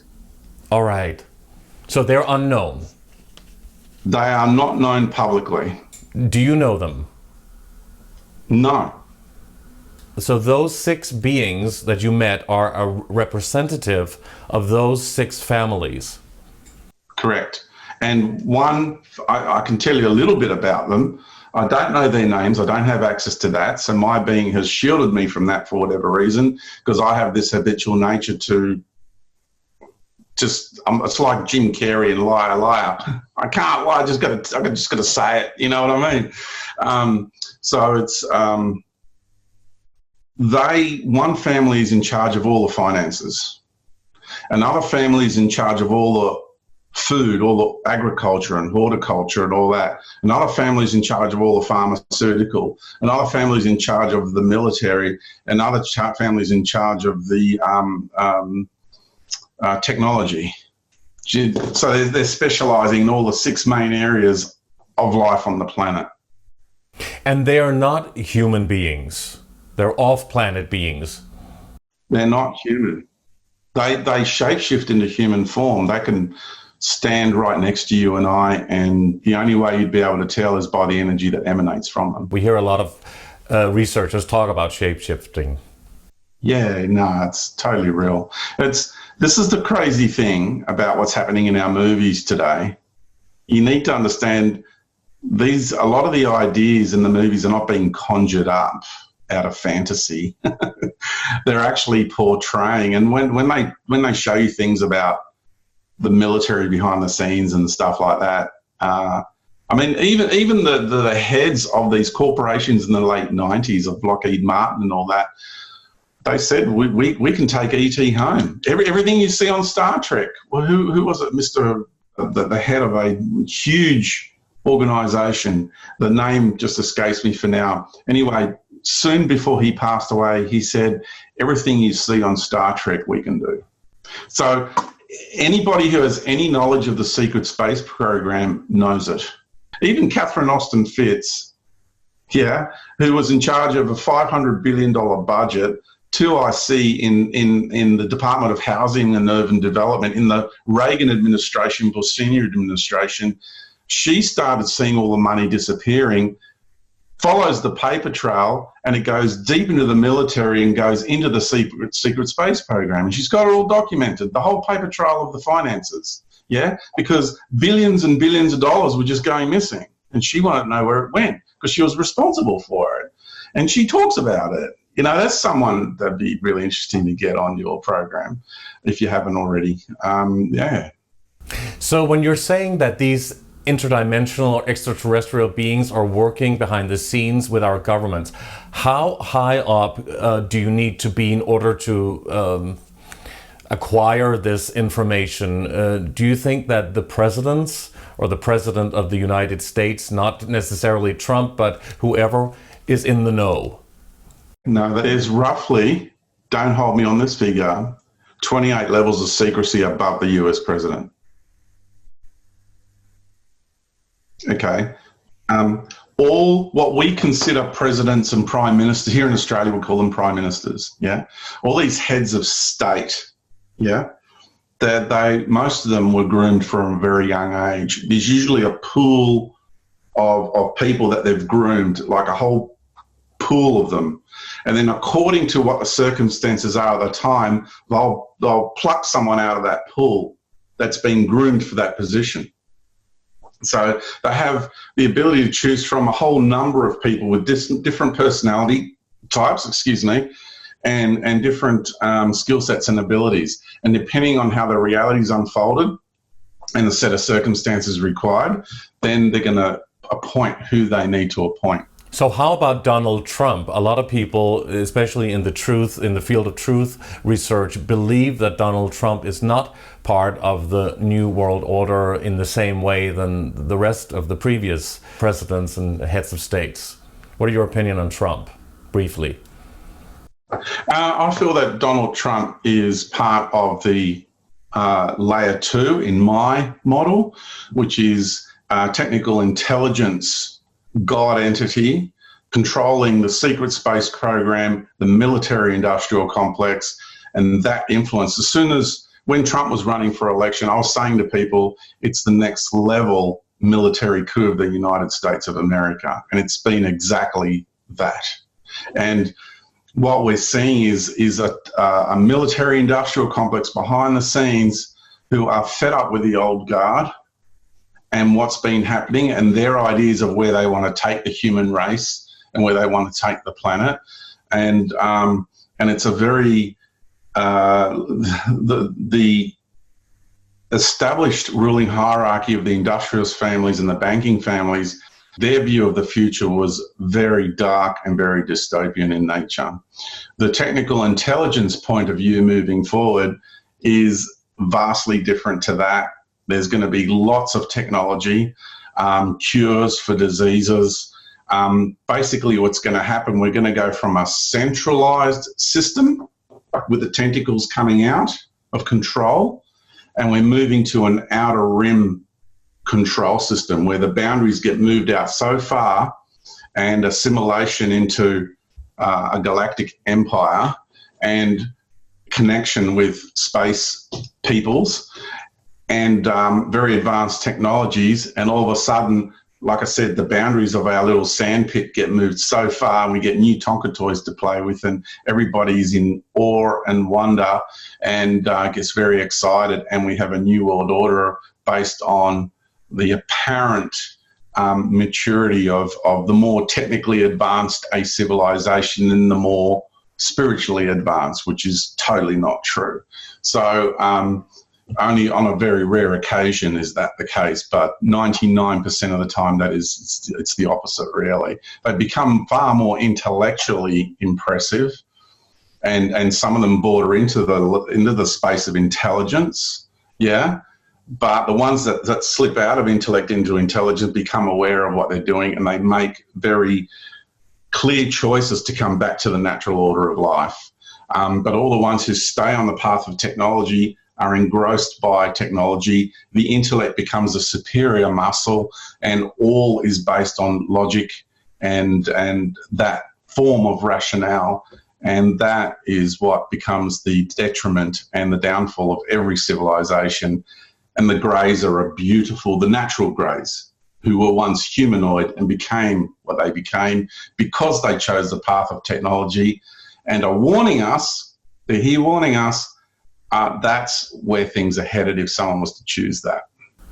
So what you're saying is that Donald Trump is not organized or orchestrated behind the scenes by the so-called white hats in order to try and take down the New World Order? Yes, he is. That's the white hats. The white hats work for this unknowingly for this organization that is multidimensional in nature, and all the extraterrestrial races operate. Like if you go on board one of their craft or you go to one of their societies, they all are run in the background by what people in this world traditionally call artificial intelligence, but really it's a form of technical intelligence. So is it a good thing that he has been put in that position? A lot of people see him obviously as, well, a loudmouth, if nothing else, and very abrasive and a bit hostile. His approach is really unique because we're at a really detrimental turning point. Like where we are at, if you had someone with a more serious nature than his, like someone that was more on the mark than he is, then there would be a lot more disturbance in our societies. Yeah. But because he is the way he is, a lot of people just can't take politics too seriously anymore. It's becoming a joke. You know what I mean? And then that creates that distance, and that serves many purposes. One of the purposes it serves is people are no longer going to be interested, so then they can go ahead and make all the decisions without too many of the people having a say in the decisions that get made. So that's one purpose it serves. The other one is it kind of throws a wet blanket over society, and we don't have too many rights in the street, etc. As a result, most people are projecting most of their anger and disdain at a cartoon caricature, basically, which is what his persona, his stage persona, is actually based on. And it's interesting when you look at it, it's like something out of The Simpsons or South Park or something like that. Well, Trump was a reality show star, really. But don't you think that it could also, the reaction could be that a lot of people will gravitate toward a new candidate that is more like in the usual way how we've seen presidents be and behave previously? Yeah, I totally can see that. Yes, I agree that is a huge possibility. Every time they put somebody there, they are creating a particular perception of reality and a charge of energy. And towards the end of every term, because it's a cyclic thing, and if you look at it from the point of view of technology, it's like gently charging up a capacitor, you know, in the world of electronics, getting to the point where it actually has to discharge like a bolt of lightning, and that energy's got to go somewhere. And if they are able to apprehend people's perception of reality by putting out narratives in the media, and then the media then steers people to want things to go in a particular way, they're apprehending our free will, and then we're making decisions in creating the reality they want us to create, because they can't just go ahead and create it. We have to create it for them. So they're getting around a lot of the laws of the universe by doing that, by getting us, who we are, these really powerful creator beings, right, naturally, and they're getting us to actually create the reality they want us to create. And we're not creating the reality we desire from within our own hearts and our own souls. Mm-hmm. So please talk a little bit about your family history and talk about the family you were born into. Is it true that your father was a military man working at military bases in Australia? No, that's not true. Okay, so please talk about your family background. Were you part of a specific bloodline? My father was a computer engineer. He worked for NCR, and he was a Freemason. He loved his community, he loved humanity, and he loved life. And he was a really good man. He did so. When he passed over, busloads of people came on a 2-hour road trip. He was president of one of the departments of what's known as the Lions Club in Sydney, and when he ran it, he became very popular as a leader. He was also in the early days, he was one of in NCR, he was one of the leading hardware engineers. So he started back when they had valves. This is before punch cards came out, so it was like valve system computers, and then the punch cards started coming out. Then it started heading into more of a binary system before it became digitized, and and he was really advanced in that field. He was then recruited to go and back engineer certain technologies. I don't have the direct knowledge of where exactly, except it was, my guess was Wright-Patterson Air Force Base, because he was posted at Dayton, Ohio for 6 months. So he was part of the military in that way, working at a military base. He was contracted to. All right, so there was something to that, him working for the military at some point. Yeah, he was a contractor. And then because he refused certain things, whatever they were, he was career assassinated. There was a lot that went on. And then he ended up in a classroom of 5 people teaching people how to fix a cash register after that. So do you think that his background and what he was involved in had anything to do with you and how your life has turned out and your abilities to communicate with these interdimensional beings and get all of this information about the universe? I believe there was a role in that. Yeah, a lot of my clients actually are children of military personnel. Were you ever exposed to or under the direct influence of mind control in one way or the other? Oh, absolutely. Everybody on this planet has. You have, everybody has. Everybody's mind controlled. But not MK Ultra, not a trauma-based mind control programming. Everybody's trauma-based mind control, but have I had more of a specialized, more focused exposure? Absolutely, I have. You did. Please talk about that. Maybe that can explain why you are having some of the interactions with the paranormal. There's a lot of people that have been used in MyLab experiences. Do you know about MyLabs, yeah? Let's just mention to the viewers that MyLab means military... military abduction. Military abduction.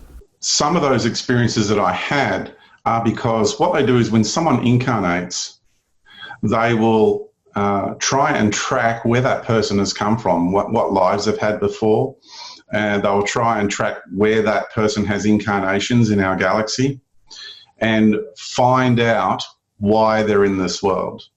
And then what they try to do is they try to apprehend the individual and either destroy them, break them and destroy them, or try to get them to work for them in their favor. So they deviate the person a little bit off their path and then get the actual narrative of the status quo of empire into the person and may have them being working for them, like as in a propaganda agent for empire.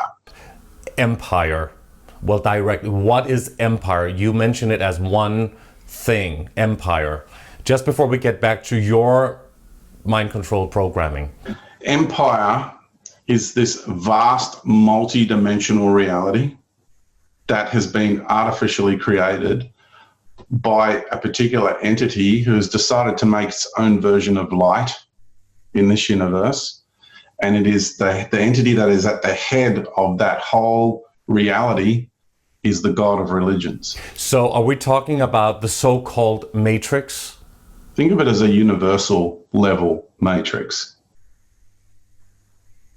Cosmic, it is multidimensional in nature. We're talking, when people go into this space, they think and they experience the magnitude of it, they think they're experiencing the universe. They're experiencing an artificially created version of this universe. This universe is much, much bigger. Let me give you an example. In the grand cosmic arena of this universe, right, is actually what it's made up of is the multiverse. So it's made up of all the parallel universes quantum physics talks about that are also made of light. So when I talk about the grand cosmic arena in the universal framework that I explain in my courses, in my information, that's, we're talking about a universe that is so huge in magnitude. And then people will experience one blob of an artificially, a toxic mimic made version of our universe And even though it's this vast multidimensional thing, with galactic systems being assimilated into it, a diversity of life, which is, you haven't got the numbers to count, but because it's so vast, people get assimilated into that. They actually end up becoming a resource within it. So the multiverse and the parallel universes are a construct as well within the matrix that you also call empire. Am I understanding you correctly? No, they're not. Some of them have been infiltrated by it. And so empire does move into some of those. But what I'm talking about is there's all these other light-based universes that have been created, and they're parallel universes. So when quantum physics talks about a parallel universe, we're talking about the multiverse, yeah? Because all the other universes are made of light as well. They've got they're a different expression, but they're the same construct, yeah? Similar construct. Now, beyond this main universe of light, outside of that, is the omniverse, right? So when I reintegrated with my soul in 2003, I fully became one with the universal creator. It's a full integrative process. I got to experience this universe. I got to see where the God entity resides in our universe. I got to see all the energy pouring off the earth in all different colors and textures and going to this entity, and it's just sucking up all this adulation, all this worship, all this, adoration. It's unbelievable. And all the different colors and textures were all the different cultural deific figures, whether it's Yahweh or Allah or God or Shiva, it doesn't matter. It's unreal to bear witness to that, and to not only just witness it, but to feel what the universal creator feels when it experiences that inside of its own universal embodiment. And then to experience the infinite nature beyond this universe, where the infinite nature is exactly that, infinite. No beginning, no end, always has been, always will be, has never been created. Life has never been created. It just always has been. And then we have this entity inside our universe claiming to be the creator of all that is and all that exists. Why would a God do that? So when we die and our soul leaves the body, are we going into what a lot of people are talking about these days, a reincarnation soul trap, a recycling factory system known as heaven, or the white light, tunnel of light, seeing a live review, and what we believe, no matter almost what kind of belief system we have? Well, there's everyone's on a different path. So it's kind of like if you have a fanatic religious person, more often than not, they will go to the so-called heavenly realms of their deity. Because like I just explained, you've got all these different interface modules of deific figures that people worship and pray to, but all of them are connected back to this central point. So they will see and experience what they believe. Correct. Some, though, will spend a life of worship. Sorry, the thing just went out of focus there. Some will spend a life of worship and devotion, that becoming a devotee, in other words, giving your life force over and your power over to the worship of a deity, to something outside of yourself. And then when they pass over, they will actually go home to the natural order and then realize what they have done their entire life. And that was the theme of that life for them. It's the lesson that they needed to learn. So how do we know what is source, or the creator force that you would call God, or the real God, not a fake God that you're talking about is dominating this universe according to you? How can we decide to go back to source and not into a fake white light or heavenly realm which wants us to reincarnate and put the soul back on planet Earth? Well, first of all, any name that has been handed to us by the priestly castes is not the real thing. People just don't, you'd say the real God. No, the issue is God. It's those three letters.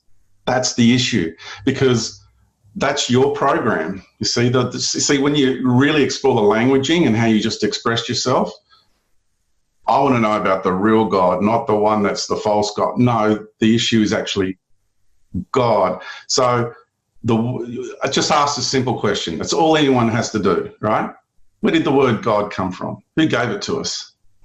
It's the priestly caste, okay? So it's their deity. And if you realize how the universe is structured, everything is words, everything is vibration, logos.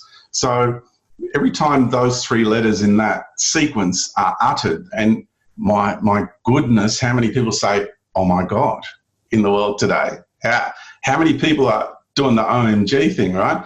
And every time they do it, it's ka-ching, because what happens is that creates a little opening in the universe, and the intention that they have accompanying the use of those words and the attributing of their creative process to that entity projects a pocket of energy, a portion of energy to that entity. You know, remember I told you all that energy streaming off the earth towards this entity is just feeding off all that power, all that energy. That is what happens. So when we become aware of the spells and the books of spells, the book of spells, the many books of spells, right? And when you actually read it, it is constructed in a way that it programs people, right? It opens up portals in your consciousness, and energies come in, and it creates an altered state in a person. So really understanding the sorcery behind the priestly caste. They are sorcerers. They use ritualistic practices. Yeah. So how do people break free from that and go to what source or the creator force? What is, how would you explain it? I use labeling like there's this universe, there's the prime creator of this universe, so there's a universal being, it's an intelligent universe. So this is the languaging that I use. I'm sharing that with you now. Yeah.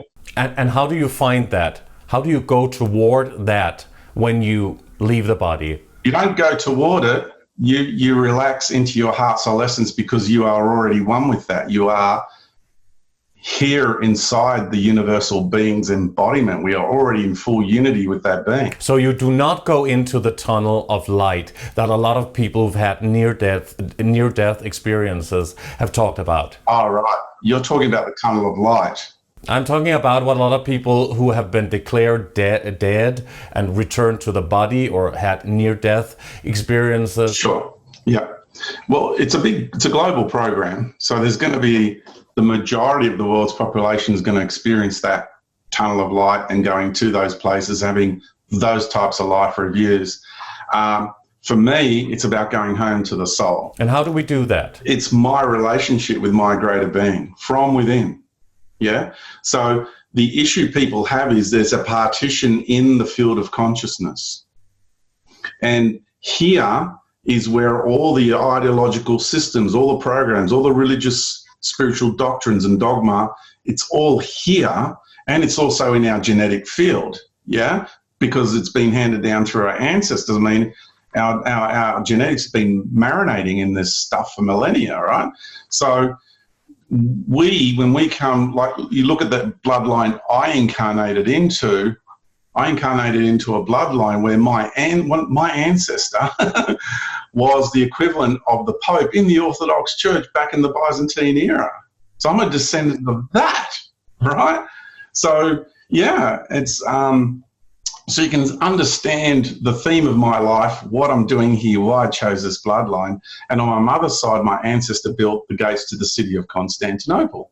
When I'm holding an event, and my main course that I hold is called Transcending the God Matrix. That is a 4-day course that I run to help people reconnect with themselves, their natural state, and we get beyond all these matrix systems, and we deal with all the agreements we have in place with these gods. Yeah. And then what we do is we naturally step into that place where we are natural creator beings. And so to have that sovereignty, that liberated spirit soul expression in this world is key to anybody wanting to transcend these issues. So when I'm doing that, or let's say I'm in front of a large audience and I'm in a room full of 300 people or something, and I'm there speaking, can you imagine how many belief systems there are attached to all those people, all the entities that are attached to all those people? Then you got people from, the ruling elite. Then you got entities from multidimensional entities. And I say to people right now, I'm fighting a battle interdimensionally while I'm standing here trying to hold my composure and speak to you. And I've had lots of people come up to me and say, you would not believe what I saw was going on all around you. And, the multidimensional imposition in this world is very, very real. This is not a fantasy. This is not a delusion. This is reality. And the sooner people actually get a grip on reality, the quicker we're going to be able to transcend this whole issue. So how can you connect with your true self? Is that through meditation or mindfulness, or how do you get to that point?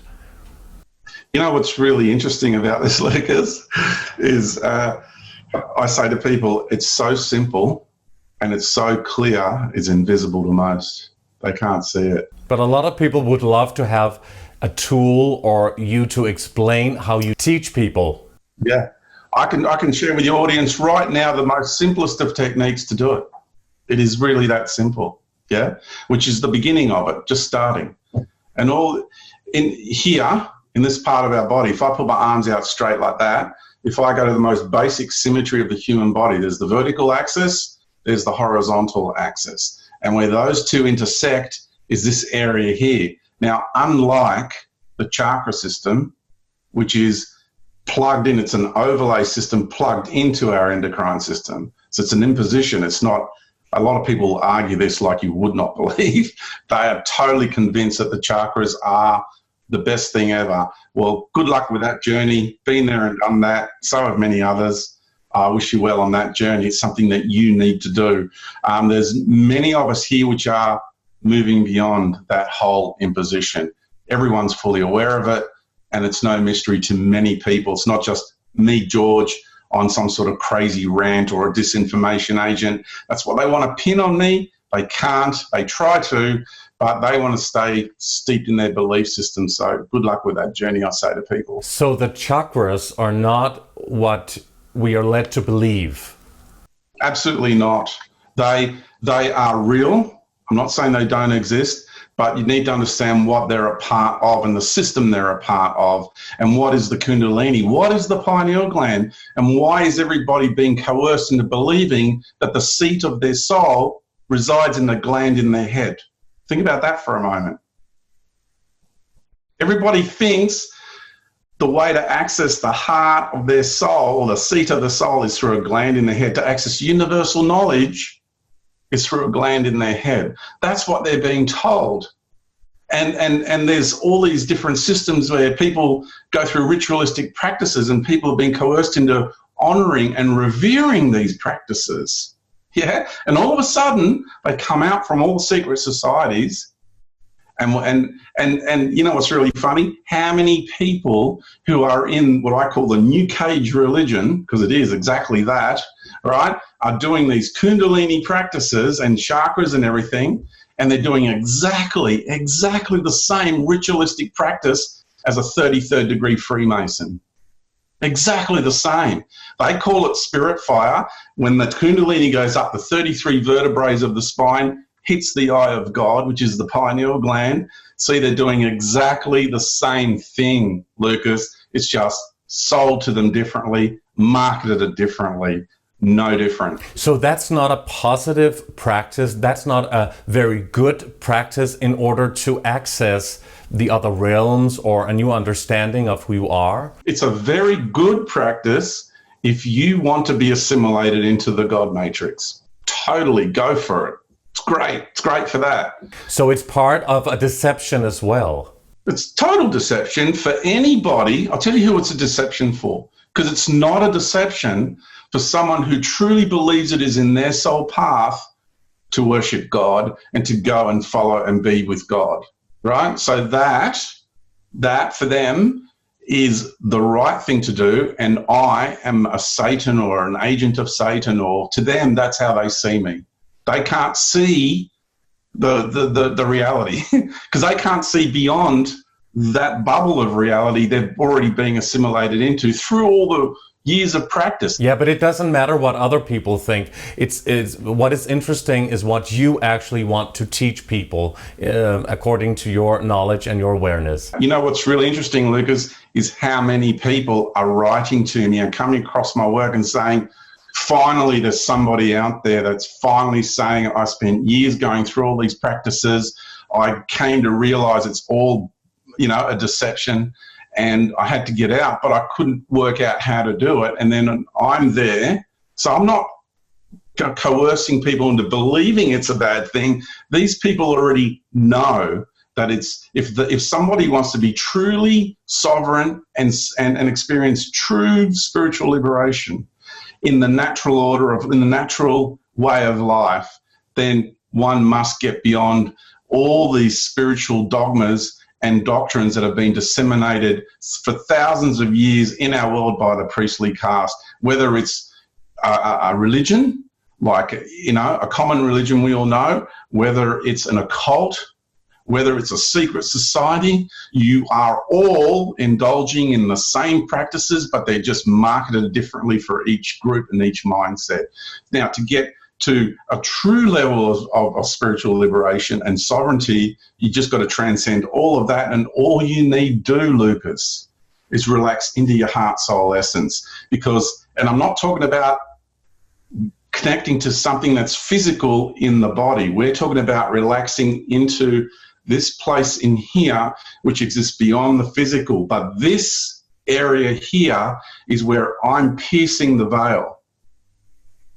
And I've got my own little personal big bang going on. And that energy comes out and creates countless other little big bangs, because all these little stars are formed and they're called the nucleus of atoms. And then all these atoms then start coalescing and they have different themes and different expressions to them. And they create what's called nebula, because the little stars are born, right? Then they create nebula and they're called molecules. And then these nebulas start gathering together because they have different themes. And they create galactic systems, which are called cells. So, where the energy comes from for me to be manifested into form in space-time location, which is malleable, it's moving all the time, yeah? So this is how I come to be in this reality, how we, in our form, come to be in the space-time location we literally occupy at any given moment. You were talking about Kundalini energy, but that's also connected to sexuality. Well, I've transcended the whole Kundalini thing. There's it's really understanding what this obsession is with having to have that particular serpent energy in your tree of life. See, I'm not going to go too far into it for now, right? Sorry, I just can't go too far into it, but I'll just say this much. It is that particular type of serpent energy. What is that? And why do people allow that energy to inhabit their tree of life? You're talking about the sexual energy. I'm talking about their central nervous system. And when it comes to the sexual energy, it is about the exacerbation, exaggeration, amplification, distortion, and twisting of their sexual energy. It's about when one comes home to the natural way of life, you move from sexual energy, and it's not about sexuality, it's about sensuality. But you still, even though you feel that you've reached maybe this level or a different level than what you were at before, I guess you would still have sexual desires and drives. Of course, I'm in a physical body. There's the ego of George, and there's also the body consciousness, right? So we have these two distinct layers going on here. There's others too, but I'm just trying to keep it simple for people to comprehend. Yeah. So the body consciousness is also an accumulation of not only our own spirit and consciousness, but also the ancestral lineage. So it's a composite consciousness field. Yeah. And our ego constructs, which live here, need to be brought home to the heart soul essence. So when we come back out of there, we turn inside out. Yeah. We go through this beautiful process of bearing our heart and our soul, living an authentic life. And see how I've got my arms out like this, right? So you become what's called the sword. You know, that's why I've got that over there. That's why I have a sword tattooed on my arm. It's because the sword has been that symbol throughout memorial, throughout life. But isn't that also a symbol of a weapon? But we're talking about a sword of light. It's like a, think of it as a flame that doesn't burn. All right? But think of it as a sword of light, which is a sword of transformation. Yeah? And what happens is when you emanate from your heart soul essence, your authentic nature, the vibration that you emanate, cuts through all the lies and all the deception, like a sword cuts. And that's why throughout all those other ages, the sword became that symbol. Now, if you want to have another symbol for it, you're quite welcome to it. It's one that I relate to because I wield a sword of light. I am a sword of light. I embody that. And at times, if I've got to wield one, I will wield one. And it's really an incredibly beautiful process when you do, because you do it with great wisdom. So what is the symbolism behind that picture you have on your wall there? It's like a lady, what a interdimensional being, or an angel, or like an elf woman putting a sword on a knight who is kneeling in front of her? Yeah, it's a queen who is knighting a man, like, yeah, a knight kneeling before her. And the value, what it means to me, what's its value to me, is that I spent many years going through an internal process myself, and then realizing that I'm incarnate on a female planetary body, and that if I am to do what I'm doing, like talking to you now, I'm broadcasting a massive ripple effect of energy, which is going to affect not only you and everybody listening to this, but the whole planetary reality in such a huge way. See, when we step into that space of being a natural sovereign creator being, we are sovereign infinite beings, sovereign infinite creator beings, right? That's what we are. And when you begin to really step into that space, and you allow more of your greater being to emerge from within you, and you become more present, yeah, in this world, then your energy field changes and you have more impact in this world. And so in order for me to do this work, I want to make sure all the work that I'm doing, I am in conscious relationship with my mother planet, and she is saying to me, yes, please go ahead and do that. And it comes through not as a voice, but again, it's a knowing that emerges from the heart. But you're talking about getting rid of all those rituals and symbolism, but then again, that picture is quite a ritual, isn't it? It's like Queen Elizabeth when she is knighting people or giving them a medal. Yep, but it's a completely different energy. All right.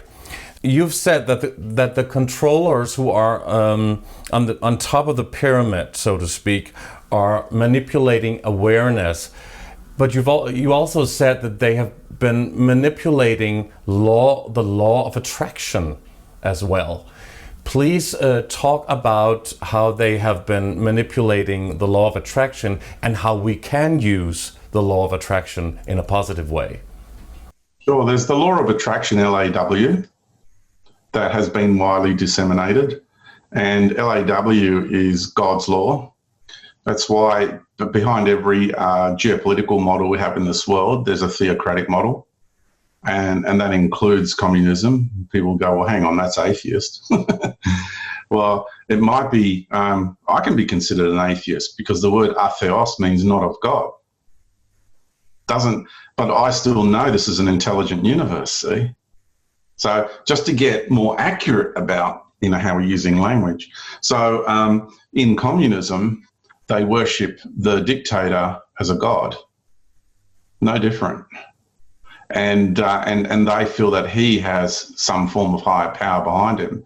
So he becomes a focal point, just like a pope does or a priest does. Or Nazism as well.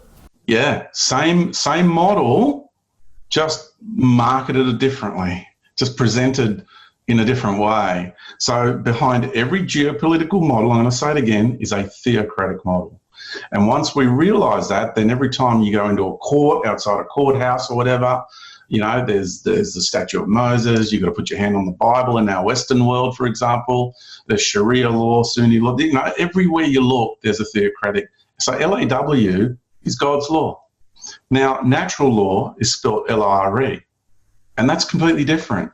LAW is a synthetic authoritarian system that imposes itself over the natural way of life and assimilates people into that structure. Natural law, LIRE law, is this beautiful unfoldment of co-created agreements where beings are in a co-creative process and we work together naturally. And because we're all connected through our heart, soul, essence, we know exactly what needs doing, and peace is an automatic byproduct of all of that. So to answer your question more accurately, you know, because that's the background and it's a big background. So I'm pretty much answered it, but in a big way. So I want to narrow it down and be more concise in the answer. Is there are, as creator beings, we're creating every day. You're creating this, where you and I are co-creating this right now, this beautiful dialogue that we're having together. It can't happen without us. We're co-creating it. And what's really fascinating is from the day we were born, we're always going to be doing this together, today, right here, right now. That's what I love about life. This moment will always happen? Always. Yep. So, I know now you're going to ask me about free will, but we'll get into that in a minute. So what I love about the natural law and the unfoldment of natural law compared to the apprehension of our creative process is we have been, our conscious awareness, because of all these external programs coming in and programming us and forcing us to think in a particular way, function in a particular way, perceive reality in a particular way, that our intentions and then launched, our intentions for creating are then being launched from inside these ideological frameworks, not from our natural heart, soul essence. So George, talk about free will. Yeah. So people ask me, thank you for playing along with my segue. People ask me, George, do we have free will? And my answer is yes, we do, and no, we don't. And both are applicable at the same time. I would dare to suggest everybody would like to think that they have free will to choose. We do. And we don't. In what way? Okay, let me explain it, because it needs explaining. Okay, so again, we're multidimensional beings. And I, as George, having this incarnational experience, I'm making decisions all the time. I'm going to have a sip of my cuppa. I just decided to do that. All the while knowing that was, cheers, brother, all the while knowing that was a decision I was always going to make. And I'm at peace with that. So my ego construct of George, I'm going along making decisions and experiencing the unfoldment in linear time of this reality as though everything's happening for the first time. But when you have that multidimensional awareness, you also realize that past, present, and future exist simultaneously when you move off this linear unfoldment of time, get off this timeline, so to speak, and observe and experience time, because time becomes circular. It's the next level from linear. After that, it becomes conical in nature, cone shape. After that, it becomes spherical in nature.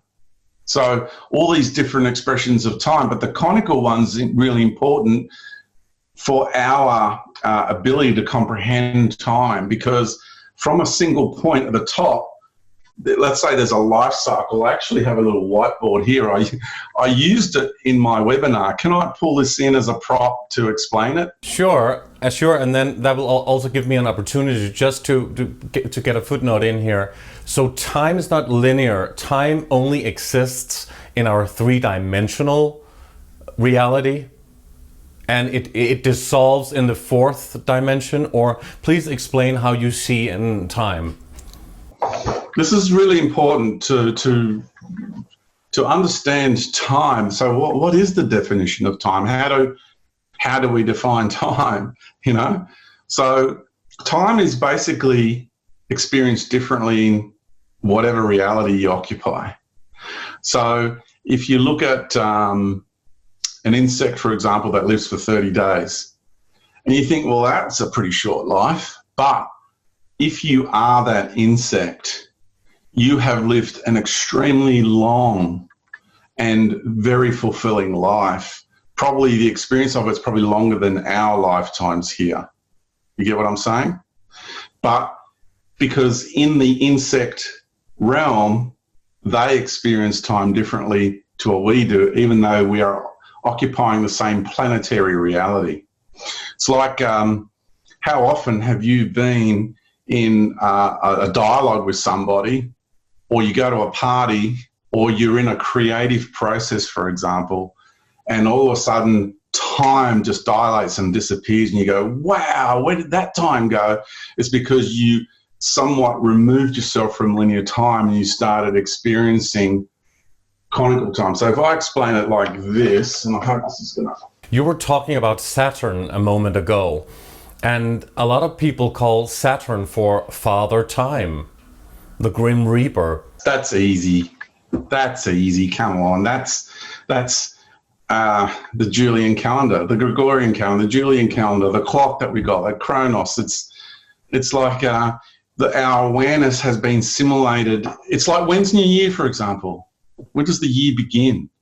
It begins at the solstice. So why are we celebrating it a week later and calling that the beginning of the new year? No, that's the beginning of the calendrical new year, not the natural biorhythmic new year. And when is a new year? You can choose it to be in any solstice as a marker point or any equinox as a marker point.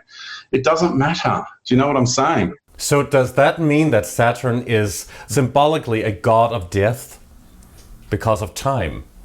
Yeah, I haven't thought about it in that way, to be honest. I'm feeling into that. The Grim Reaper, it's often, well, depicted as that when they have a picture of the so-called Saturn god, Kronos, or... Oh, okay. I didn't realise. Yeah, because when I guess where they're coming from is when someone's, time is up, someone's time's up, and you exit this reality. And then there's certain entities that know when that's going to happen. So, yeah, that's really interesting. I like that. Yeah. So I'm going to say yes to that. All right. So here we have us walking along in linear time, just walking along the timeline, yeah? And let's say this, if you were to take the ends, the beginning and the end of a cycle, and bring it around so the two meet, then you create circular time. Time becomes circular, yeah? Because this started out going this way and then has come all the way around, and then the life cycle of a reality is then completed, yeah? And we would call that an era or an epoch or even an eon, depending on the reality and how it's constructed and what is the theme of it, yeah?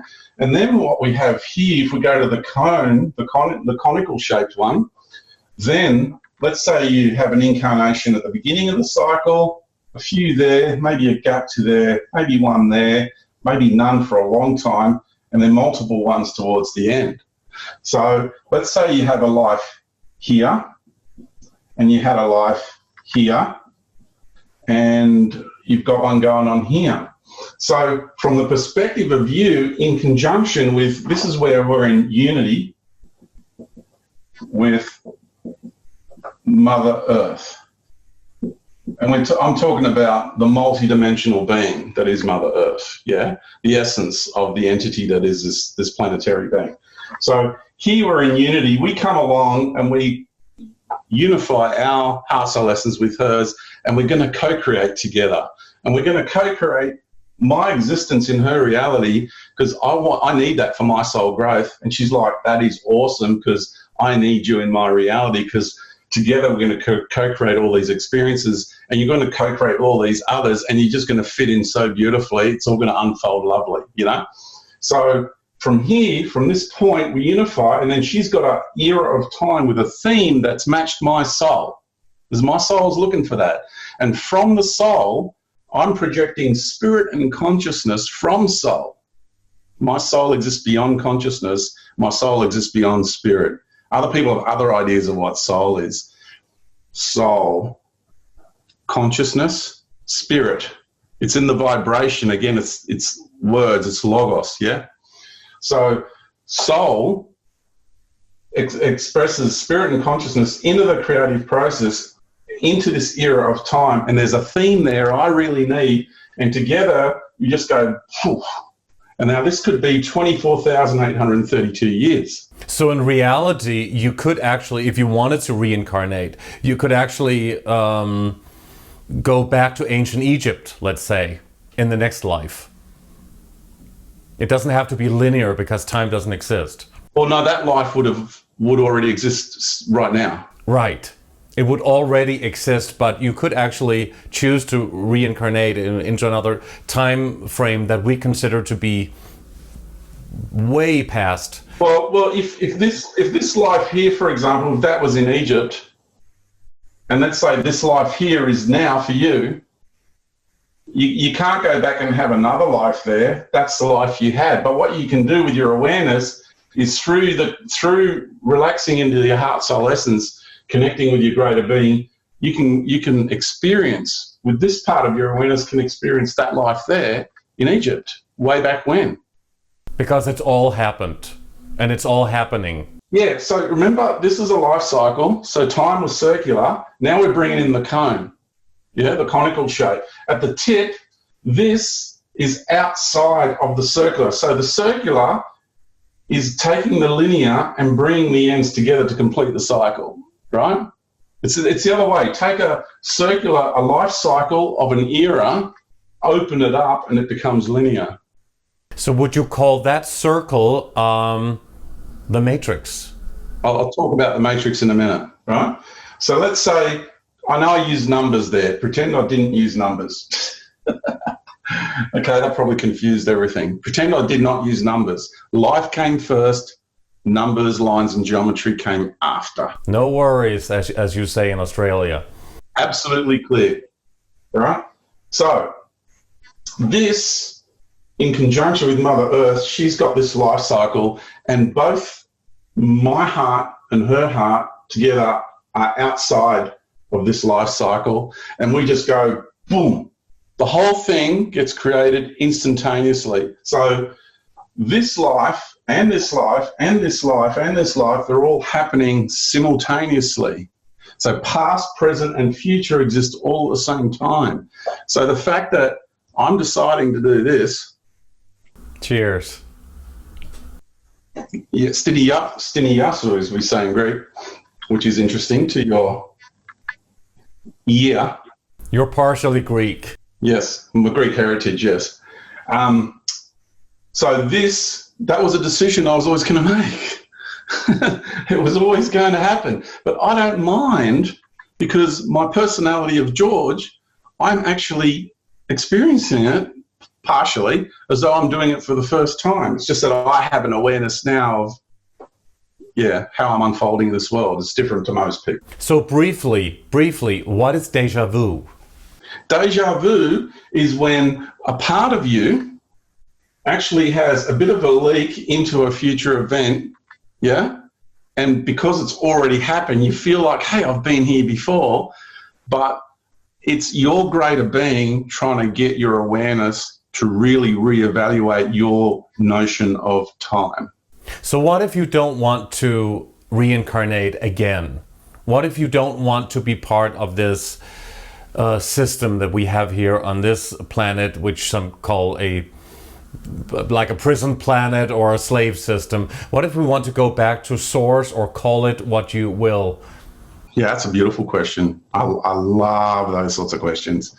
That is a decision I've made, and that's a decision that many have made. We've got a lot of people who feel the same way. We're done. It's this knowing deep down inside of us that we're actually done. We look at Earth.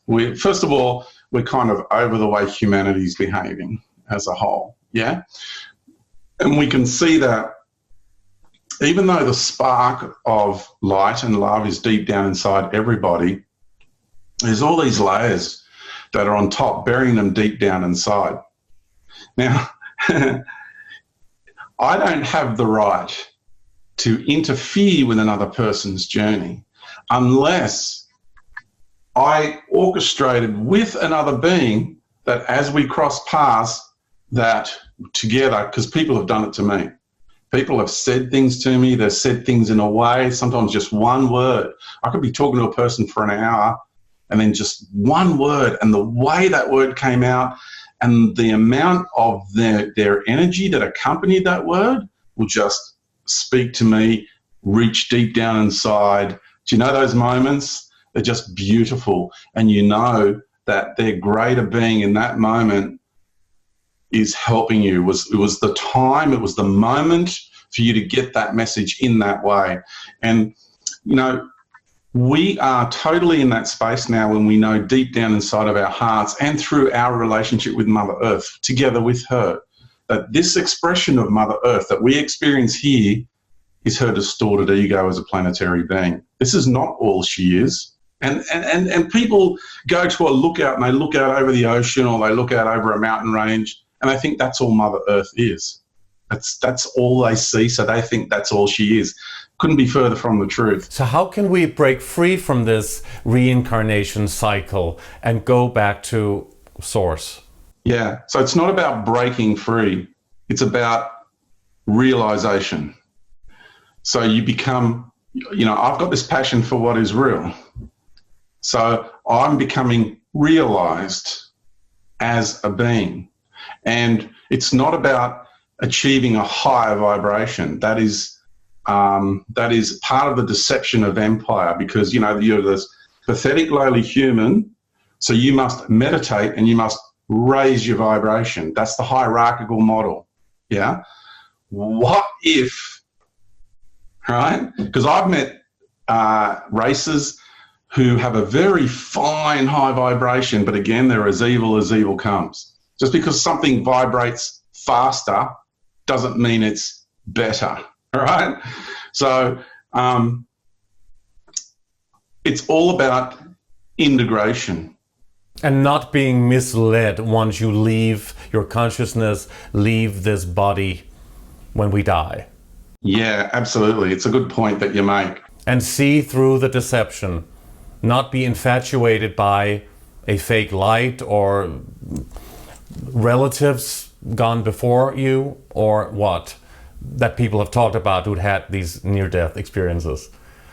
So, you know, when you are in a relationship with somebody and you can tell if they're lying. Yeah. But you can tell when they're expressing themselves naturally and truly. It's pretty obvious. And so it's all about, I've got it written here, it's not rocket science, it's relationship. I'm going to tell you again, Lucas, it is so simple. This is the issue. This is the problem. If people want to transcend, if they think like we are done with this whole deception, this whole matrix system, this level of reality, yeah, if they truly feel like they are done, you're not coming back, because you know it deep down inside that you're done. If you have insecurities, if you have fears about that, then you're still too much here in the game. Your awareness is residing too much in the game. I don't have any fear or reservation about who I am, what I'm doing, and where I'm headed after this. None whatsoever. And neither does all the people that are coming and we're gathering, and it's not just the work I'm doing, it's other people doing similar work to me, and all those people too know that their time is done here. So it is actually just to be and to trust in that and have no fear. It's, yeah, because what does it mean to be? That's on the first day of my course, that's the question I pose to people. Shakespeare said it beautifully, to be or not to be. You know, whether 'tis noble to suffer the slings and arrows of outrageous fortune. Well, I did suffer the slings and arrows of outrageous fortune. There's nothing anyone could say to me that can hurt me anymore, because for decades I, like others, like David Icke and all the others who went out early and said the things that needed saying, Jordan Maxwell, all these people that went out early and were called all sorts of horrible things, so was I. Somebody even made this really clever video to make me look like a reptilian. You could see that they pulled out pixels because it was in the early days of the internet, and it was all pixelated pictures. They went painstakingly and pulled out individual pixels in the video and replaced them. And you can see what it was done. And there was video experts that totally debunked it anyway. Yeah, a lot of people do that to a lot of researchers. But speaking about David Icke, just recently here in 2019, David Icke was banned from going to Australia, to your country, to speak on his tour, which was a sold-out tour, and that's the first country ever to have censored an alternative speaker, and maybe the most prominent one, David Icke.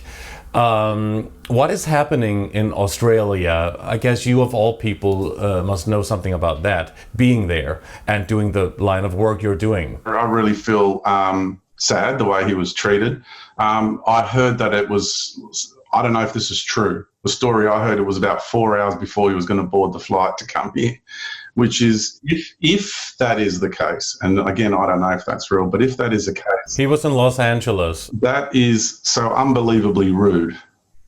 And I'm really ashamed as an Australian, and I feel very sad that our country is becoming so Orwellian in nature. I feel sad that we have politicians who are really concerned to the point where they feel terrified, they feel so threatened by someone coming here and saying whatever. Freedom of speech is all of a sudden becoming, we've been called, they're being nice about it, and they're calling us recalcitrants, right? And they're just this far away from labeling anybody who speaks up against the system as a terrorist, basically. Or there was a really good attempt recently on a podcast to, through word association, I'm not going to name the podcast, but people will work it out. It used to be conspiracy theory. Now they want to associate anybody who's into conspiracy with a psychosis, with schizophrenia. And I think that's a very, very dangerous move. So you can see where things are headed. I was very concerned when I heard that, very, very concerned that the person who runs the podcast would do that. That really was, what's going on there? So I'm saying, our government, and I really mean this, and they know me, everybody here. I mean, the three-letter agencies have gone through me with a fine-tooth comb because they watch my computer, they know everything I do. But I'm fully transparent with them. I don't hide anything. And if anything, they really value what a lot of us have to say. These people need to realise that if you go ducking and weaving and hiding and all that, then you are making a big statement that I fear you, is what you're saying to the system. And I recommend everybody who uses alias or tries to duck and weave and hide from the system to stop playing that stupid game and start standing true in your sovereign, infinite nature, and start living by the values and the principles emanating from your heart. And we are here to change the way we exist in this reality. What I was saying before about Adelaide, you need to realise that Australia is Australia and New Zealand, this part of the world, is pretty much the control center. Really? More so than America and Europe? Yeah. Let me put it this way, okay? I didn't quite finish saying before about the structure of the planet, yeah? So you've got the northern hemisphere pointing away from the center of the galaxy into the void, into darkness. The southern hemisphere pointing towards the light, pointing towards the center of the galaxy. Yeah, this isn't a superiority contest, right? It's not that. I'm just stating what's obvious, yeah? Okay, so not all, but most of all the horrific things that have ever taken place in this world, where have they occurred? Most of them, by far, have been in the northern hemisphere. All the stuff that's coming in the near future in this world, all the turbulent stuff that we're about to experience, where is most of it going to go down? The northern hemisphere. So if you are a mafia group, think of it as a mafia organization, right? So you have the head of the mafia, the brains trust, then you have the accountant, the central business district of London. Then you have the muscle man who goes out and does all the heavy lifting, United States of America, right? So if the brains trust all of a sudden knows that he has to move his office because the climate's getting pretty bad, where's he going to go? So where they've chosen to relocate all the bigwigs of the power structure of the planet, the real bigwigs, they came to Australia and New Zealand. Most of them. Some went to Argentina, some went to other places. Of course, we all know about the South Pole and all that story there. Do we have any evidence to support that claim or theory? I can't say, here's a rubber stamp piece of paper. Like I said, I'm not a researcher. There's something that's pretty obvious, though, that David Rockefeller was in charge of the building of the Australian Parliament House. And if you look at the architecture, it's actually a giant pyramid, and only pretty much the capstone is sticking out of the ground. Interesting. We cannot think our way out of this. We need to create our way out. And by us becoming these infinite creator beings, which we are, just relaxing back into what we already are, not trying to achieve something that doesn't exist, right? Then we are able to move away from this synthetic timeline that has been created through this worship of Cronus and Saturn and all the god deific interface modules that have been created from that whole infrastructure. And we're able to step into that space where we're co-creating together and no one has to tell anyone what to do, because we are unified through our hearts and our souls. We all know what needs doing automatically. Talk about artificial intelligence, AI, and the implementation of 5G, which we are seeing. We're getting all of these 5G masts put up everywhere on the globe right now. So please talk about that. Is 5G as dangerous as some say or not? I know it is. Years ago, I wrote an article called Beamed, and the follow-up article was beta tested as well.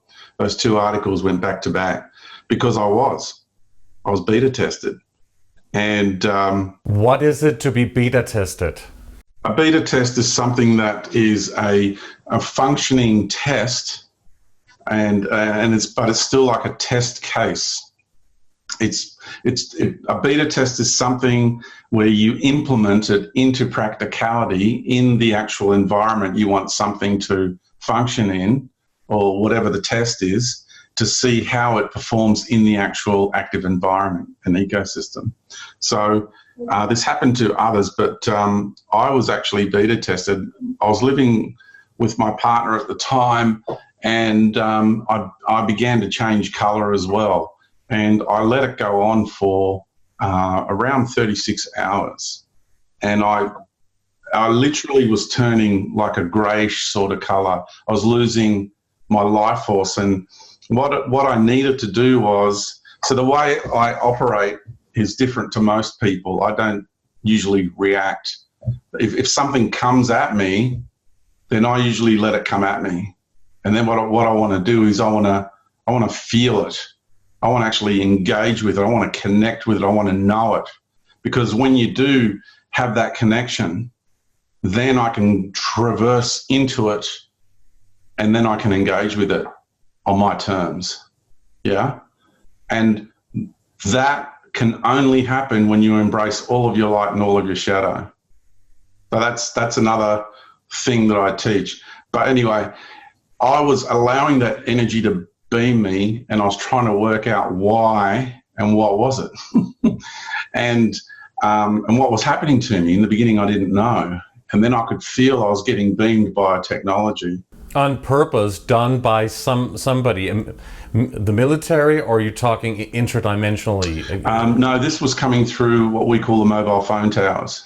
Like 5G, and I was beta tested by the technology. Which is 5G now? Well, it's developed into 5G and what they're going to put out, but they would have made modifications to it since I had that experience. And what I did was I was able to actually clamp down on the energy with my consciousness and my will and determination, basically, my intention, my field of intention. So can you do that? Yeah, absolutely. And then I tracked the signal, where it was coming from. How did you track it? With my awareness, with my intention, with my consciousness. Uh-huh. Yeah. And my life force. Yeah.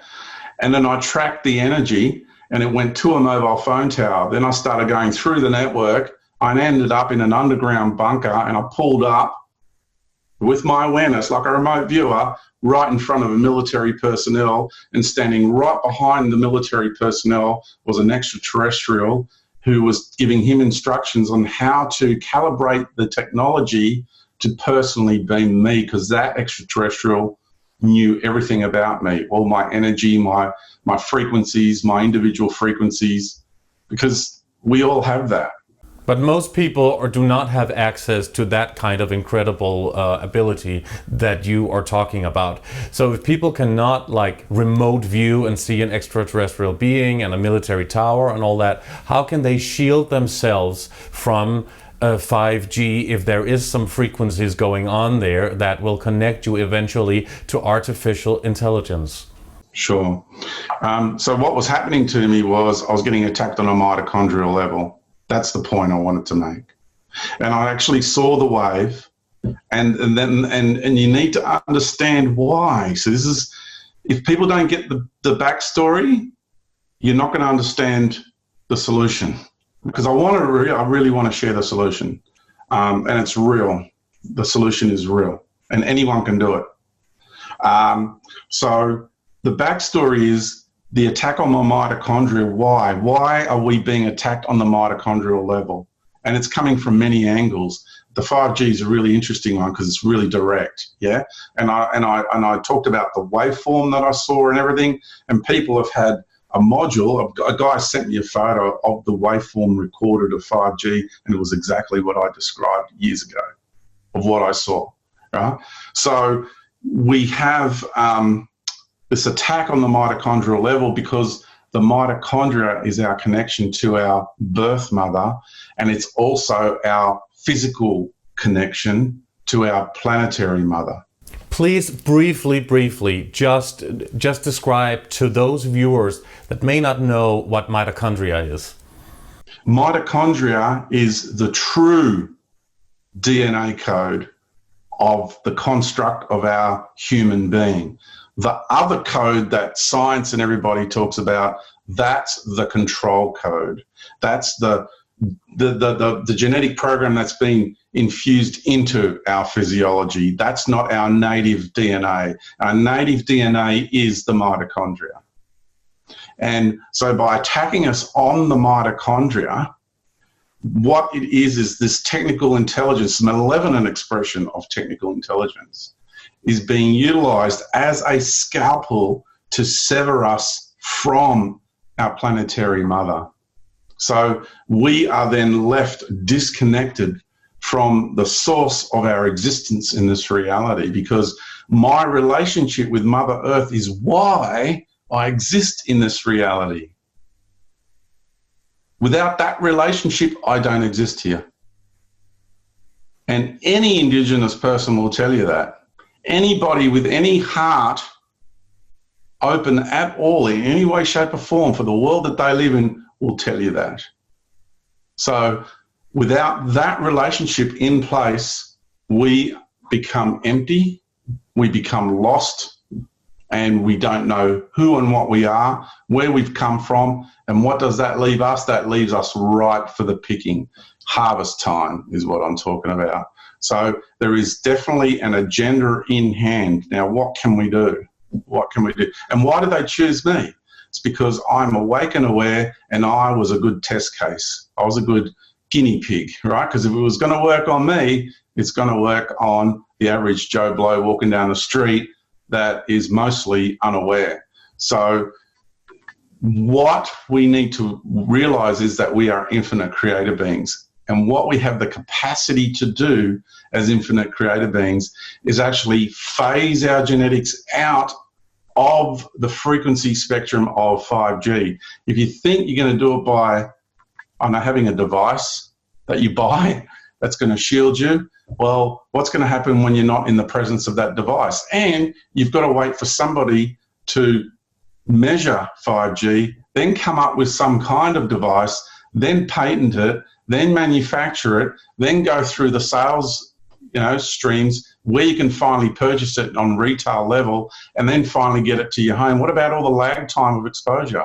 What happens when you're no longer in your home? If you have a device in your home, you walk out the door, what happens then? So you come to realize very quickly through good nutrients, through good foods and good supplements, we can really support our mitochondria. So the key is, like for me, I take hydrogen supplements, Hydrogen is fantastic because it is a key element to rebalancing the deuterium in my mitochondria and getting my mitochondria firing properly again, because we've got too much heavy hydrogen. So we've got to have the good hydrogen now. That's another agenda, which is a big subject there. But anyway, hydrogen is a great supplement if you can get that.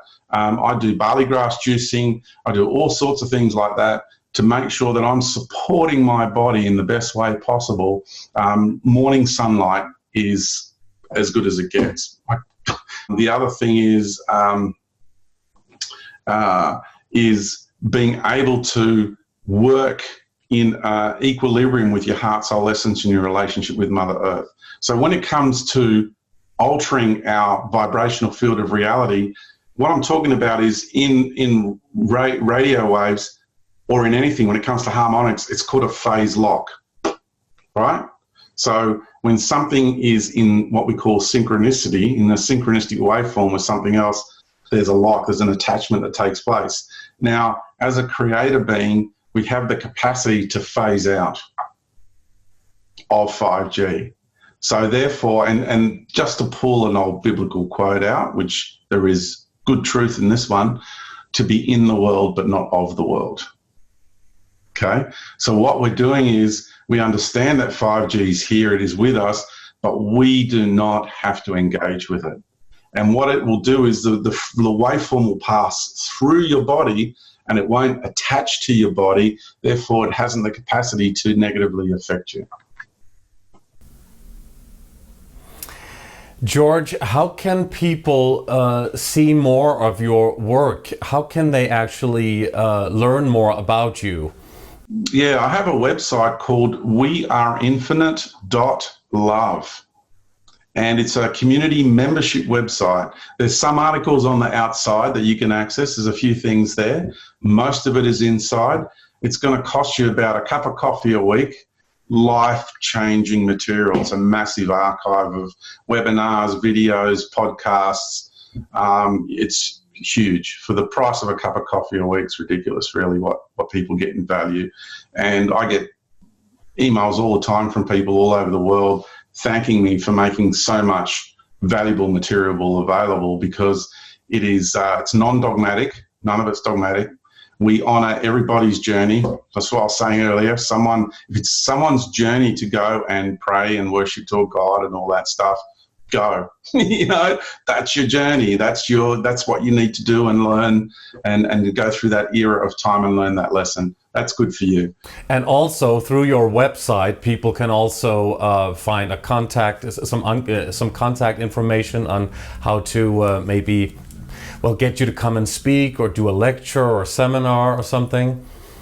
I would love to come over your part of the world if somebody. Yeah, absolutely. I'm heading to the United States in September, October.